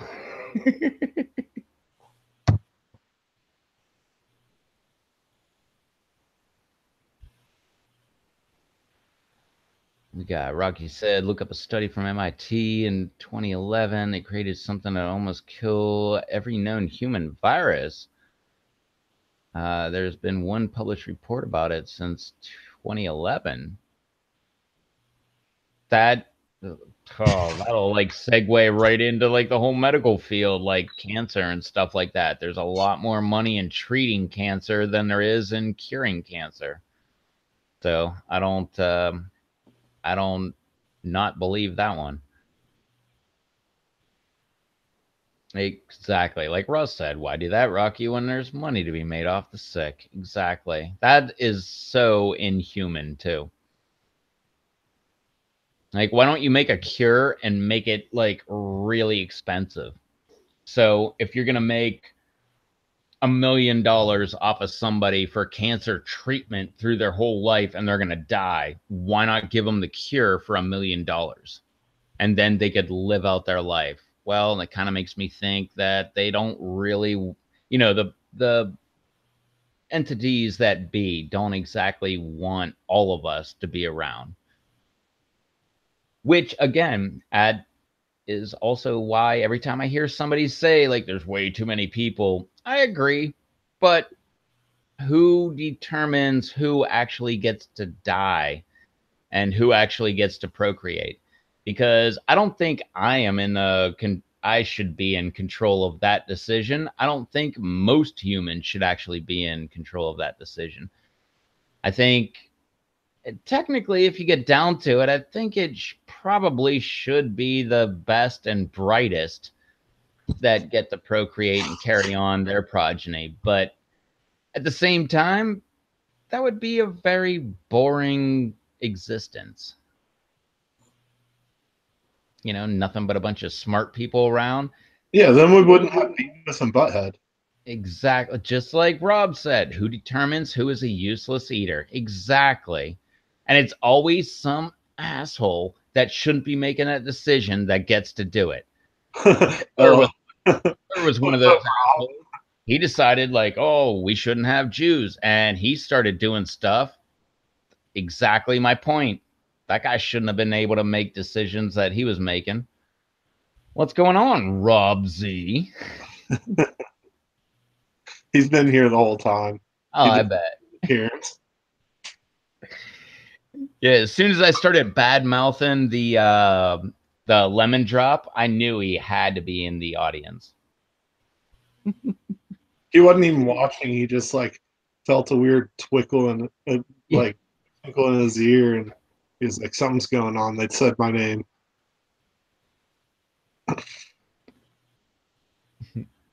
Oh, Lisa's still here too. She didn't chicken out on us. I love that. It's got to be one of my favorite ways of leaving a live stream. Yeah. Chicken out. No, I didn't really badmouth the lemon drop. I was Lisa's just saying one of that the there most were other devoted Amis better. viewers. Lisa's always there. Like, I feel like Lisa deserves a shout out for that because she really is just awesome. She's always there, no matter what. Yeah. And she's got the coolest way of leaving. Chicken out. Yep. And I have to say that's the coolest way because I've heard it from so many different people. Like, I love the way she leaves. Chicken out. Her channel's cool too. I enjoy her videos. I watch them sometimes. I'm just terrible about keeping up with anybody's videos when it's like anywhere around pepper season. So now that like things are ending, I like watch more YouTube. But like I feel bad. Like Rob Z probably hates me. I haven't like commented on one of his videos since like probably June or something. And I've watched some, but I haven't commented, and I've been like a bad viewer. But I've been there. I think I've commented like 3 times on any video since August something. I've been really bad. Like I haven't watched videos, I haven't commented, no nothing. It's just so many people put out so many videos, and I have so much going on that, and then so many like just Google notifications and different things I have to go through, plus doing the live streams, plus like living a normal life. I can't find time to deal with everything. So YouTube takes a back seat at times, at least as far as like commenting on videos and stuff.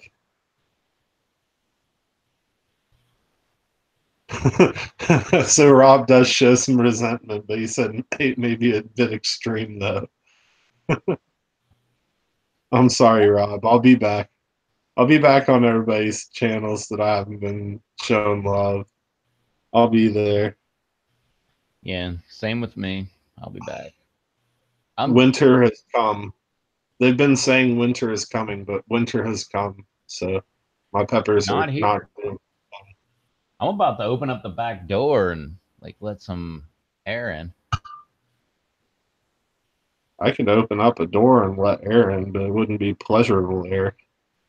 Well, it could if you really are into cold air. But no, my weather app, which it is so always correct, says that like the real feel is like 69 right now. Which I'm sure if it says 65, real feel 69, my thermometer probably says 70, 72. That's my real feel here right now. Yeah, I would not open a window or door. Like I said, I could, and it would let in air, but it's just not the air I want. Rob says wind chill was in the morning was -1. Heck with that, man.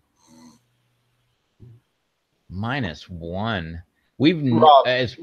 As long as I've ever lived here, we've never had a minus temperature ever. We've had like the teens, but that was the worst. Check out this. This some Minnesota type weather. Yeah, Like, it'll make him feel better. He'd be like, "Oh yeah, you think that's I've bad?" got bad cold, but then Tuesday, look at that. Like, that's just crazy. 50% chance of snow. A low of 18 degrees.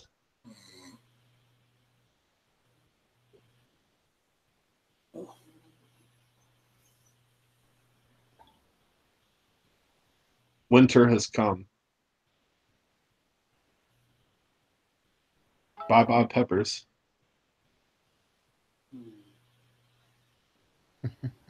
Dang, he just had to one up me. Right now it's -4 wind chill out. That's horrible. Oops.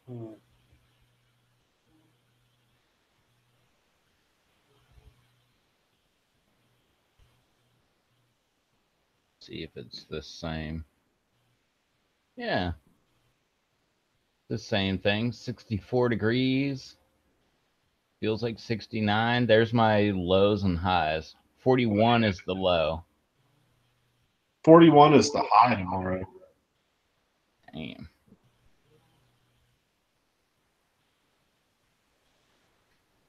Literally, like sunny and 41 degrees.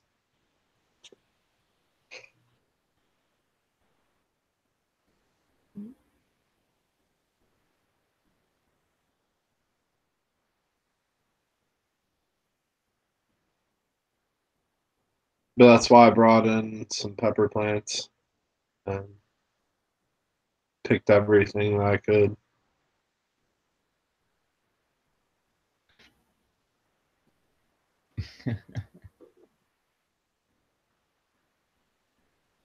Look up the zip code for 56073. Did you exit out Charles or did he exit out himself? Nah, I just dropped them. Yeah. He might have been enjoying listening though. It was probably helping him sleep. Might have been.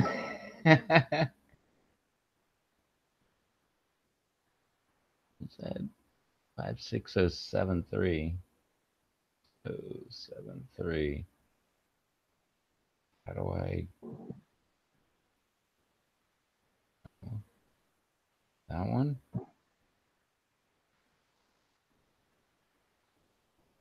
Wait, what? What the heck happened?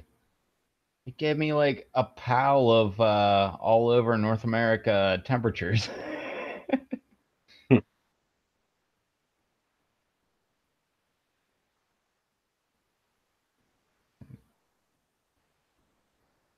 Oh, wait.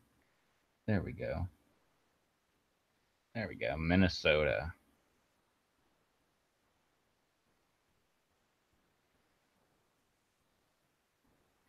What the hell? It's 9 degrees there. Real feel -5. You were lying, Rob. Not -1. -5. No, he said -4. Oh man. Ouch. Yeah, but it's looking up from there. Not bad. 24 tomorrow. High 21 low. 29 14 low. 23 8. 26 14. 41 29. Jeez, man. That just makes me sad.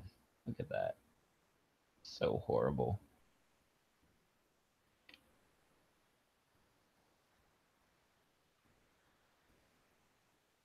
Or wait, let me go to Canada. What? Canada's 30. No. No. Winnipeg's 14 degrees. So Minnesota is way colder than Winnipeg. Real feel 17. Look at that, man. That's crazy. That's Winnipeg. It's real feel, or right now 14 degrees, 17. 17? Yeah, 17 real feel. I don't know what the heck real feel means.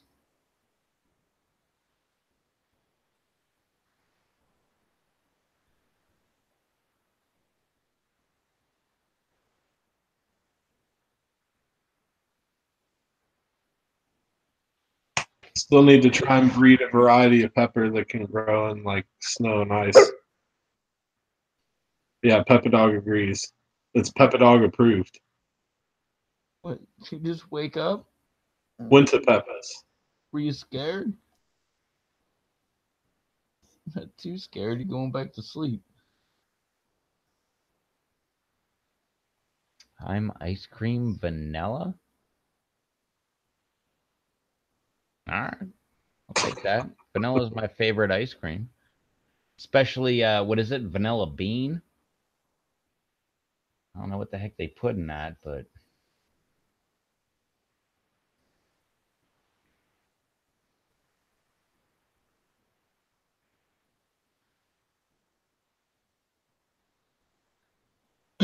I never buy ice cream, but every time my dad comes, he usually buys ice cream because he loves ice cream, and I'll find it in the freezer, and I'm like, why not have a little bit? Like I think he had the last stuff he had was like vanilla with like fudge or something like that, which I'm not a big fudge fan, but I totally ate the hell out of that entire container. You need to buy some ice cream, even if you just buy a small container of ice cream. You have to buy. I'll freaking PayPal you the money to buy the thing of ice cream if you like have to be that way. But you should buy some ice cream to try that sweet tooth on. Oh no, I will do that. No, you don't have to. And another bag on the way. Yeah, you don't have to PayPal me money on that. I can totally take care of that myself. But no, I'm gonna do that. Do you like pumpkin pie?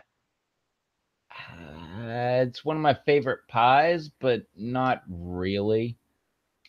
I like apple pie. One I of my like favorite pumpkin pies pie. I is like lemon meringue pie. But I haven't had them in like 20 years. well, if you have a piece of pie around the holidays, put some sweet tooth on it. Oh yeah, that would be good. I wish you It's could buy like 2 slices of pumpkin pie. Like you got to buy like a whole pie or nothing. Like how come? Well, I guess you could in some places, and then you'd pay, like $5 for a pumpkin pie, or you could pay $3.50 for 1 slice. well, That's then normally just why I buy a never buy pie pie. and eat like a couple slices out of it, and don't feel bad about throwing away the rest. Well, that's a good point. And I mean, if you were really worried about it, if you have a compost, you could like throw it in the compost, and there would be added nutrients. Yeah, I got a compost, but it has been composting for like 5 years. Never really gave me any soil. You compost. You need to mix it up. Oh, I've done that too. Well, I mean, you have to periodically do that. Yeah, and you got to add like a correct amount of nitrogen versus what the hell's the other one? Nitrogen and come on, people. You guys all make compost. What the heck is it called? The nitrogen versus carbon. You got to have like the correct ratios. You got to stir them up and all that stuff. But stop. What are you licking yourself for? Oh, because you can? Oh, good point.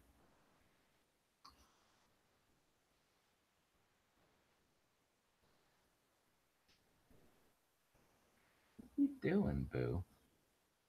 Look at this dog. Can you see this dog? Look at it. It's all lying right behind me. Oh, I love hanging out with you. You're on video. Everybody across the world can see your face. See that? Oh man, gotta black out your eyes. That way nobody knows what dog it is.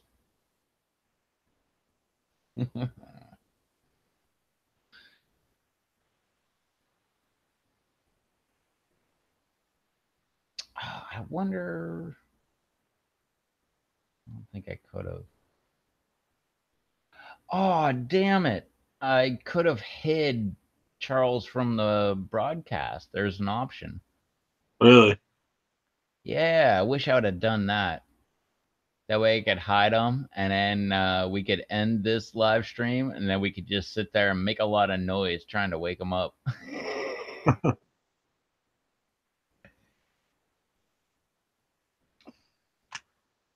Oh, that's one that blows my mind there. Steve says, Rob is the cake from Matilda. I have don't know no clue what that means. Me either.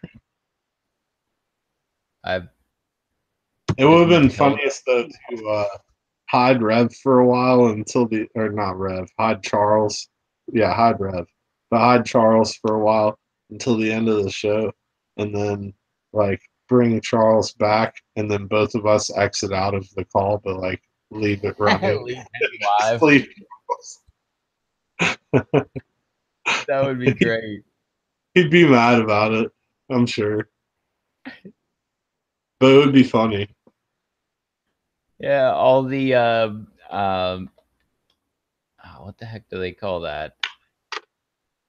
You would have had a bunch of super chats and all kinds of funny comments and stuff. Like that's what I was trying to say. All the super chats I got, I'd have to send it to him. Like, you earned this, buddy. yeah. I like went to sleep kind of early. Well, I mean, it wasn't even early. It was probably like midnight or something. The night when you like first had fallen asleep, the famed episode where you fell asleep and everybody left, and because you started, nobody could end it. And then I kept waking up like every hour. I like made myself wake up, even though I could have just slept through it. I was like, I gotta try and wake up at least once an hour and see if he's still there. And I'd keep going back, and you're still there. And then like I came in at one point and some guy was like donating money and stuff. It was hilarious. Yeah, I I'd never took heard of the guy screenshots before. of He was totally like, it was like $5. Yeah, I took screenshots of it, and then BD like hit me up the next day. He was like, "Yo, did you see that stuff or did you hear about that?" And I was like, "Yeah." I kept like waking up. I never commented in the chat, like when the show was still going on because I was like getting ready for bed.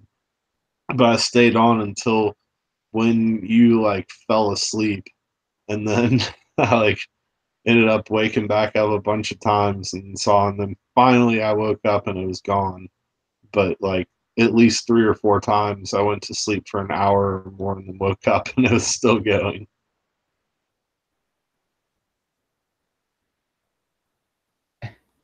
So funny.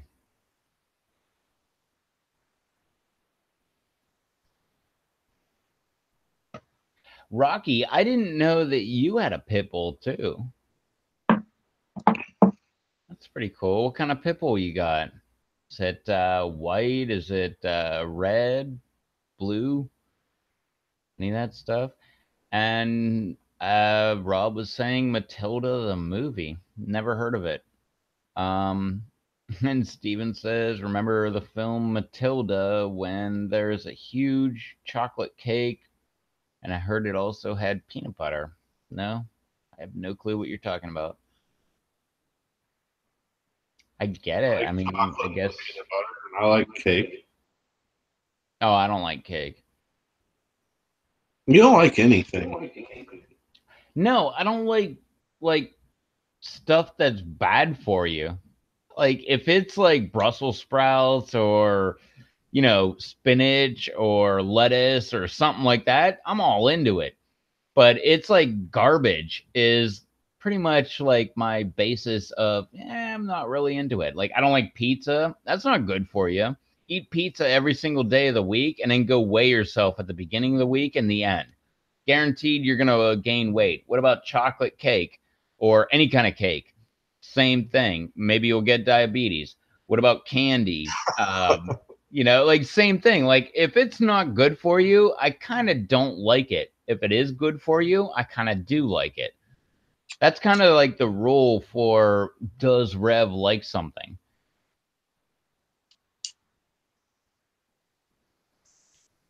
I mean, I'm not against it. Will I never eat pizza? No. Like if I'm real I actually was about to send Dave a text a couple weeks ago where I'm like, dude, I am so hungry I could eat pizza, just to like show him like how hungry I was. But same thing, like cake, candy, all the stuff I said I don't like. Will I never eat it? No. I will eat that stuff at a drop of a hat if I'm hungry enough. Like, I don't like potato chips. Will I ever eat them? Absolutely. Especially if I'm eating a sandwich. I love throwing them in between the sandwich and eating them that way. But I will also just munch on them. But will I buy a bag of them and, eat them on a regular basis? No. Same thing with pizza, like, will I ever buy a pizza? No. But if I'm hungry enough and somebody has pizza and they're like, here, have a piece of pizza. Yeah, I'll probably eat it. But I mean, to be perfectly fair, if it's like liver, I don't really like liver. I keep trying it, still can't like it. But if I'm hungry enough, I'll try liver again.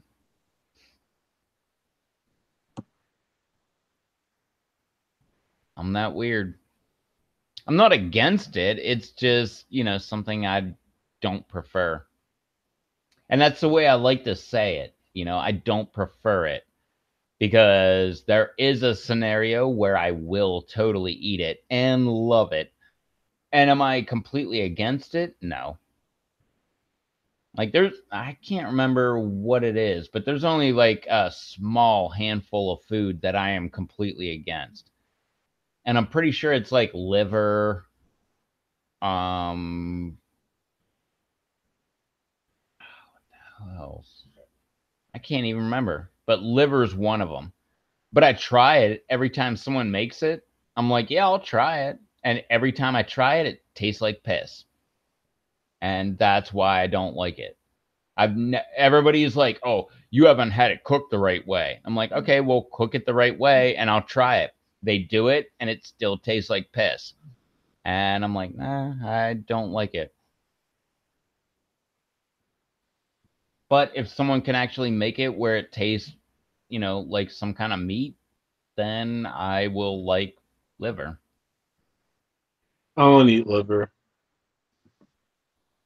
I will, but I mean, it always. Especially not chicken liver. Like, I guess maybe other different livers would be different, but chicken liver, no. Chicken gizzard. I never thought I would like that. I had that. It was like southern fried chicken gizzard. Amazing. I love that stuff, man. Rocky Mountain oysters. I always thought like there's no way I'm ever going to eat that. Someone tricked me into trying it. I tried it. I'm like, these things are damn good. I have no problem eating them. I don't know. You know what Rocky Mountain oysters are, right? Yeah, I don't know if I'd want to eat that. Yeah, bull balls. Yeah. No, they're good. I tricked a friend of mine into eating them and he loved them. He was like, no, there's no way. And I'm like, no, dude, I'll take you back to where they had them. They're labeled. They say, Rocky Mountain oysters, that's bull balls. And we went there and he's like, oh my God, I can't believe I like them. And he's been tricking people into liking them ever since. And I have no problem saying it. It doesn't bother me at all. Like, it's weird, but whatever. I don't care. Something that I haven't tried that I don't know that I want to try. And I'm just going to go off like what my friend Caleb's dad, he's from like Mississippi. Funny dude, Stevie.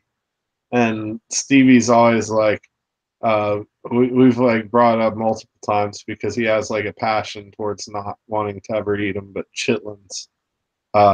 Yeah, same with me. And his excuse for the chitlins is why he'll never eat them is he's afraid that he'll like them. And that's kind of like how I look at things like that. It's like I'm afraid I'd like it. So and he was like, I just don't want to have to go through the process of like dealing with them and stuff. Like, because he's been around them and knows, and it's just gross. Yeah, But and chitlins are what? Intestines, right? yeah. Yeah, cut up in like slices and then whatever, like fry or breaded and fried or whatever. Yeah, they're pretty good. Same as like chicken gizzards. Or yeah, pig intestines. Good point. Yeah, they're not bad. Russ said he's gonna order Pizza Hut online and send it to me. That'd be a waste of money. But Russ also said he has to agree he got tricked with the. I'm guessing he's talking about the Rocky Mountain oysters. Yeah, they are pretty good. Oh yeah, and tripe. Ugh. I don't know if I've ever had tripe. I don't think I've ever had menudo either. I like the band Menudo. Good old Menudo. Was that? No. What the hell was the? I was thinking of a different band. What was the band that got caught lip syncing? Milli Vanilli. That's what I was thinking. Man, everybody made such a big deal about that. And like 3 years after that happened, find out all the bands do the exact same thing. Poor Milli Vanilli. Dumb name, but. Or wait, no, that's right. That's right. No, I was thinking the wrong thing. Milli Vanilli got their thing. They got accused of not singing their own songs, whereas all the other bands got accused of not of lip syncing their own song concert. My bad. Menudo had Ricky Martin? Really?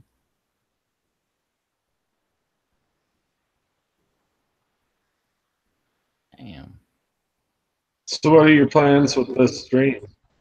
What's that? I said, what are your plans with this stream? With the stream? Yeah. The live stream. Oh, we can end it whenever you want, man. I mean, I'm getting closer towards ending it. I'm not necessarily like done entirely, but I'm also You can like, end it right now if you want. No, I mean, it doesn't have to be right this immediate second. I was just gonna say something. Oh, definitely do it. There isn't anybody else here. Charles abandoned us. It's Charles's fault. Yeah, but if you got something to say, go for it. Well, I mean, I said it. That was it. Oh. There wasn't anything else. Damn, Charles, he abandoned us. In his defense, he did say when he first came on, he was like, I don't know how long I'm going to be on here, but it's probably not going to be too long. And he stayed almost the entire time. Well, he did stay the entire time, but he was asleep for like the last hour. Yeah.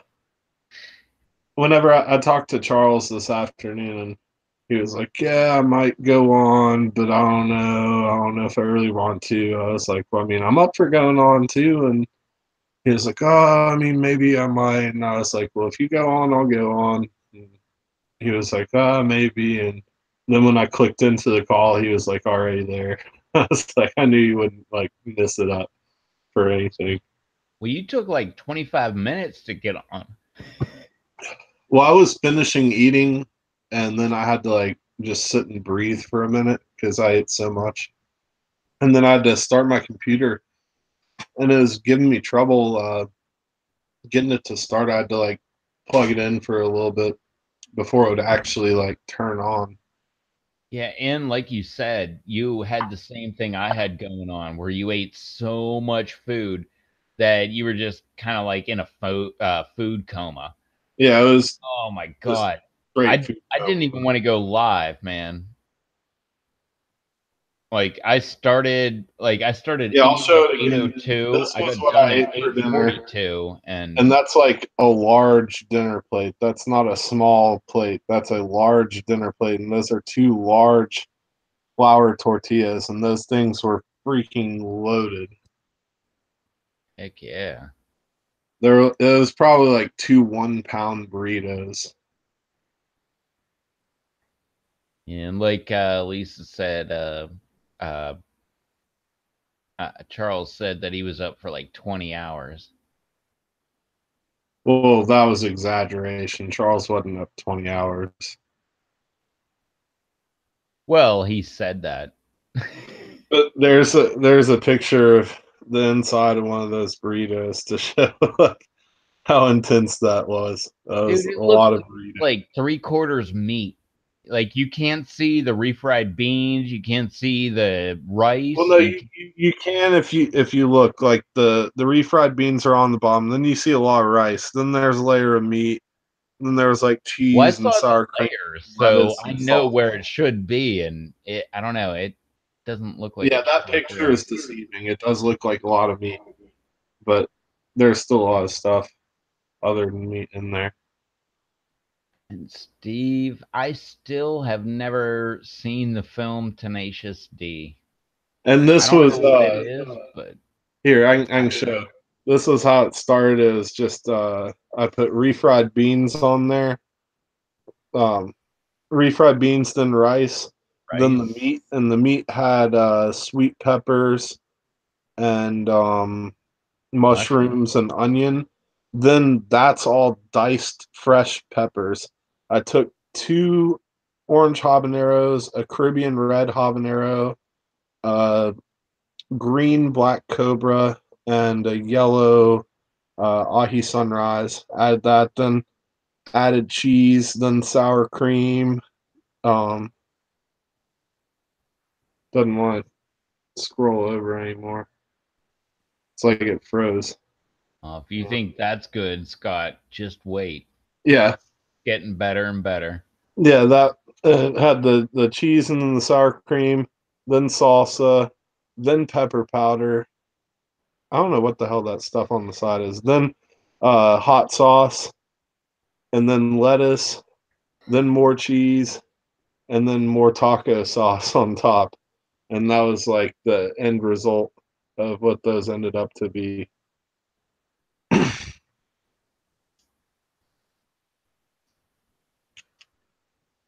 But I ate 5 whole fresh peppers on 2 tacos and also used a bunch of pepper powder and hot sauce. And that was like as much as I could do. That's why I was like showing these King Star mystery orange earlier, which I mean I could even handle eating one now, but it's so late. There's no point. But I was showing those, and I was like, yeah, there's no way I'm gonna eat a pod right now because I ate like literally 5 fresh pods chopped up on my food, and I didn't take the seeds out or the placenta or anything. I just took them and minced up like 5 whole pods.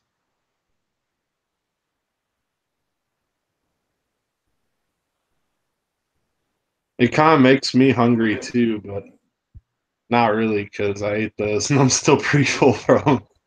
I'm not gonna lie though, if I had like a small one, like a miniature version of one of those, I would eat one more. But there's no way in hell that I could eat another one of those right now.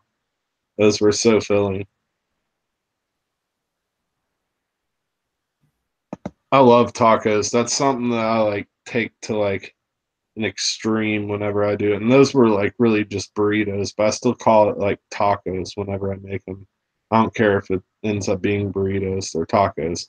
And one of the tips that I have to anybody that ever does make like giant burritos like that, if you look, you see on the edges how it has the darker color and how they're nicely stuck together.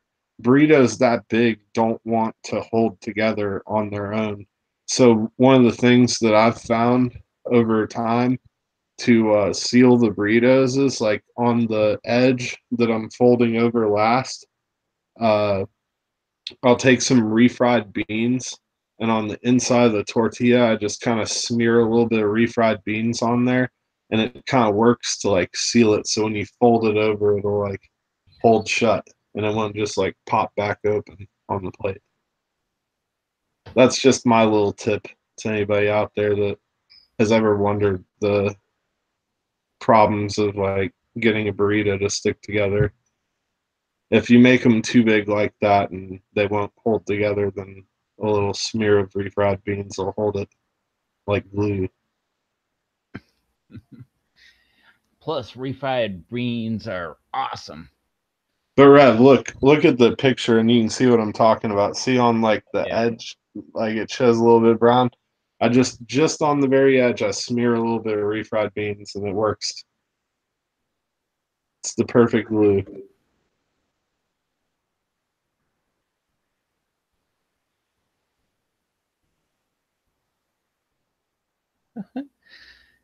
Rev would be great in the film Step Brothers. I've never watched that movie. Question. Is I have so much more room for activities. Is that from the film Step Brothers? Because I found out about it from Dirt Every Day with Fred Williams. But I think he was quoting that movie.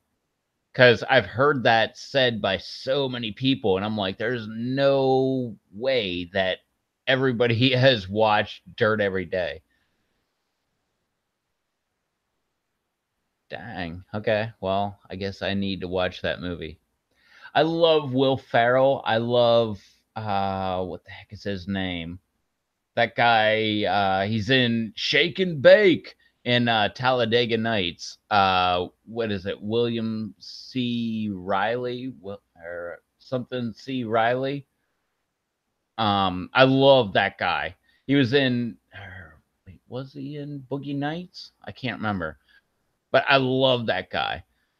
But I don't know, for some reason, I started watching Step Brothers and I was like, this movie sucks. And I walked away from it. But I said the same thing about Talladega Nights, and that's one of my favorite movies. John C. Riley, thank you.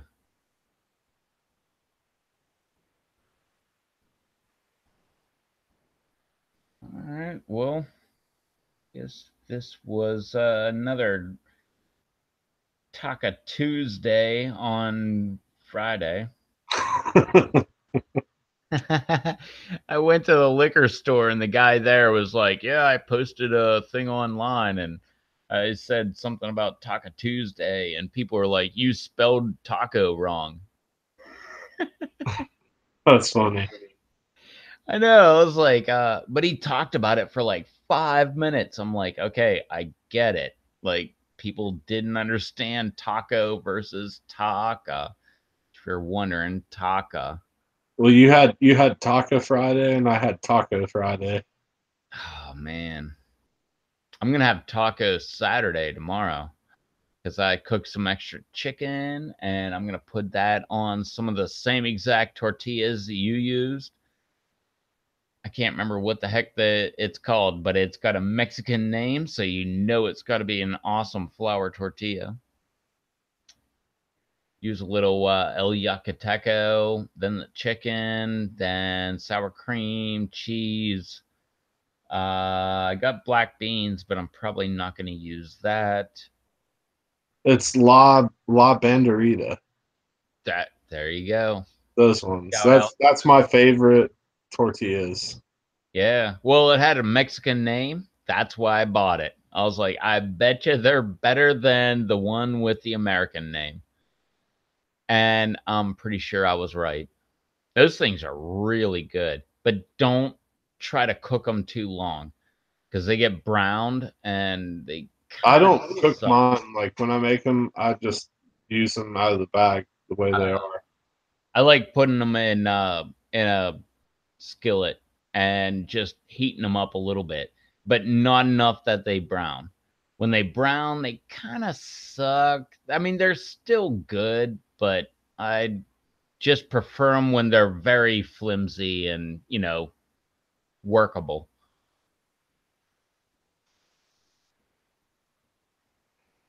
But all right, well, Later, everybody.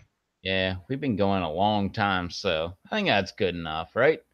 Yep. All right. We Well, both Rob said yes. outlasted Charles. We could go for a shot for shot death challenge and see who can be last man standing. But All I'll right. just Do you want to do one last one? no. Well, I am. I was just saying, in theory, we could. I'm going to do it. One last one.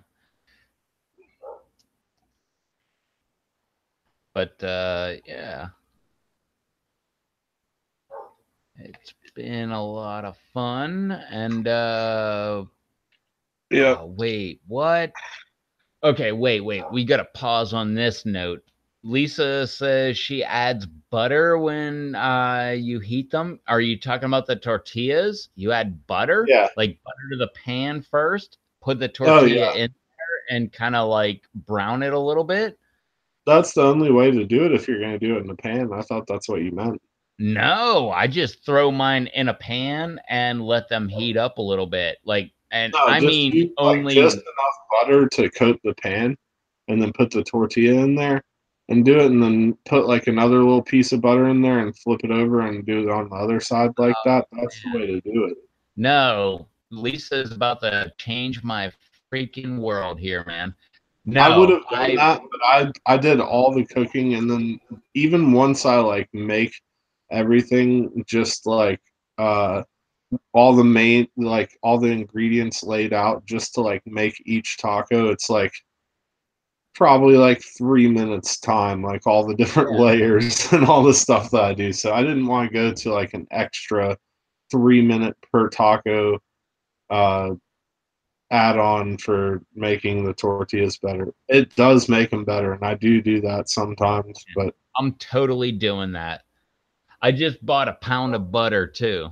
So I got extra butter hanging around. I'm yeah, gonna try that. That sounds awesome. it's I've never definitely. even heard that.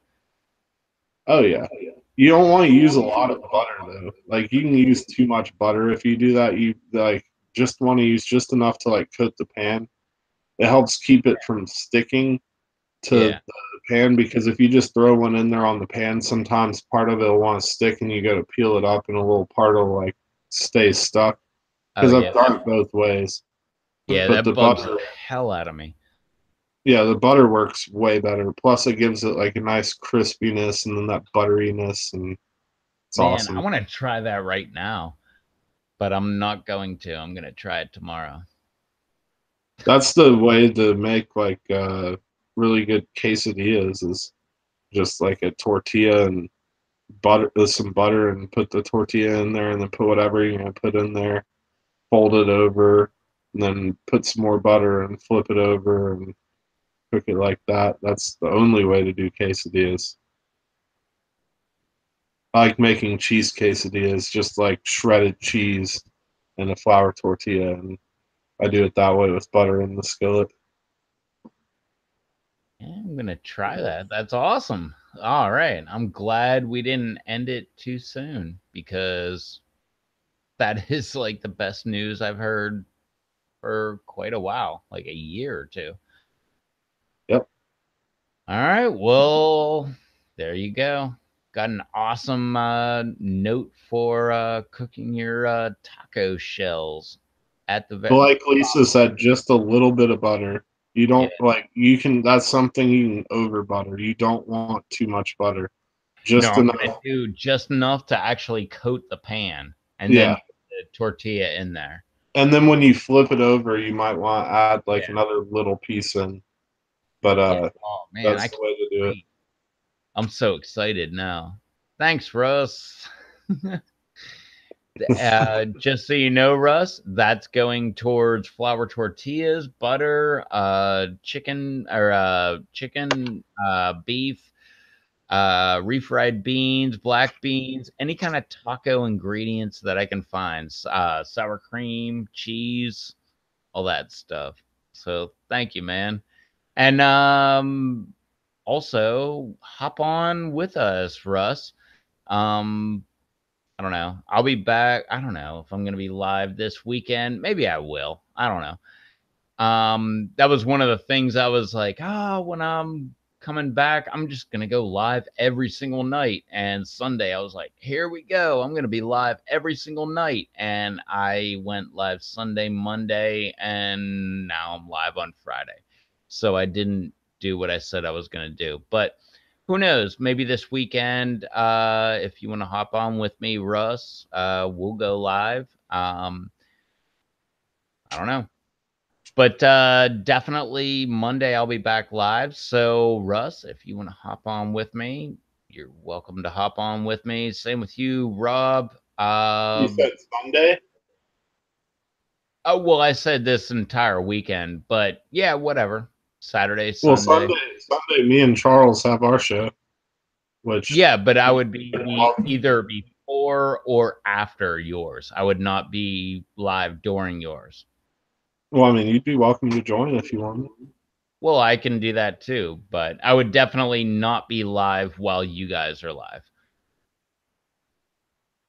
But yeah. So that would support Rev's taco needs. That's funny. You don't have to support my taco needs. I'm pretty sure I could take care of my own taco needs. But if you want to support me, or if you want to encourage me to try something that I normally don't do, that is definitely encouraged. That way I can, if you want to say like, oh, you should definitely have tripe on your tacos, or you should have whatever I would never normally have on there. I definitely will take those kind of donations. So, but yeah, if you, well, first off, if you would like to see me live this weekend, let me know. And I will. Oh, and Brando is live tomorrow or today, I guess, technically in my world. So I'm not going to impede on his live stream as well. So if I do go live, I would be live. I don't know if I can be live before, but maybe I could be live after he's live. Same thing with Sunday with the Three Pepper guys. I could be live before or after. I don't know when my schedule will. Or you could just go live with Brando, like not at the Well, same time, but like with him. yeah, I could do that if he wants me to, but I'm not going to impede on his time. So, but yeah, if you want I'm to sure see you that enjoy stuff, that. let me know. And yeah, we will do that. And yeah, that will be fun. And also, if any of you guys out there in the chat land want to actually come on and hang out with me on one of my live streams, make sure you hit me up on Hangouts and we can make that happen. I will leave it up to Blumberg to close us on out. Let us know where we can find you and your seed giveaway and all that stuff on the PLC. And Me? Yeah. I mean, yeah, you can find me in the PLC and on Google Plus, and I don't know what particular seed giveaway you're talking about, unless you're referring to the contest this year, which is the Lemon Starburst is the contest plan for this upcoming season.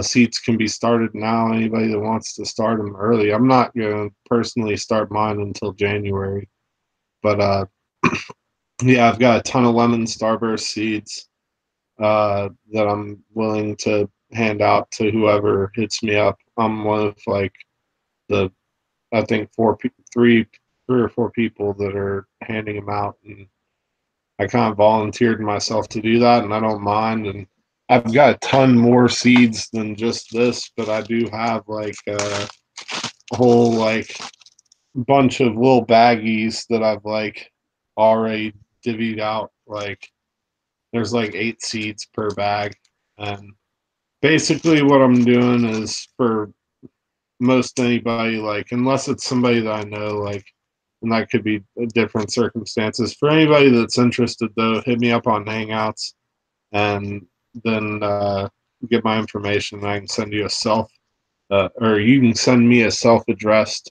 stamped envelope. And if you do that, then I can send them back. I don't mind sharing them. I just don't want to have to write all the addresses on envelopes, and plus the stamps would add up, like sending it out to a bunch of people. And I'm not like gaining anything from it. It's just like send me a self-addressed stamped envelope, and I'll send you seeds. So that's about it. That's all I got to say.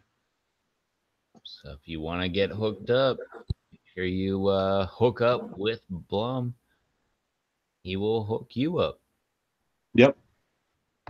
All right. Well, that's it, everybody. We were live. It was awesome. You guys were here.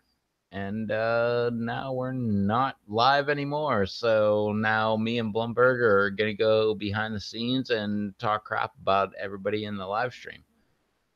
No, we're not actually going to do that. But, oh, man, look at that. Oh, man, look, seconded by Lisa.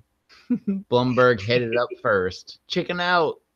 That's my favorite. I didn't say chicken out. I just knew that she was still there, and I was saying later to her. I love that. That's my favorite way of logging off. Chicken out. All right. Well, love all you guys. Thank you for hanging out.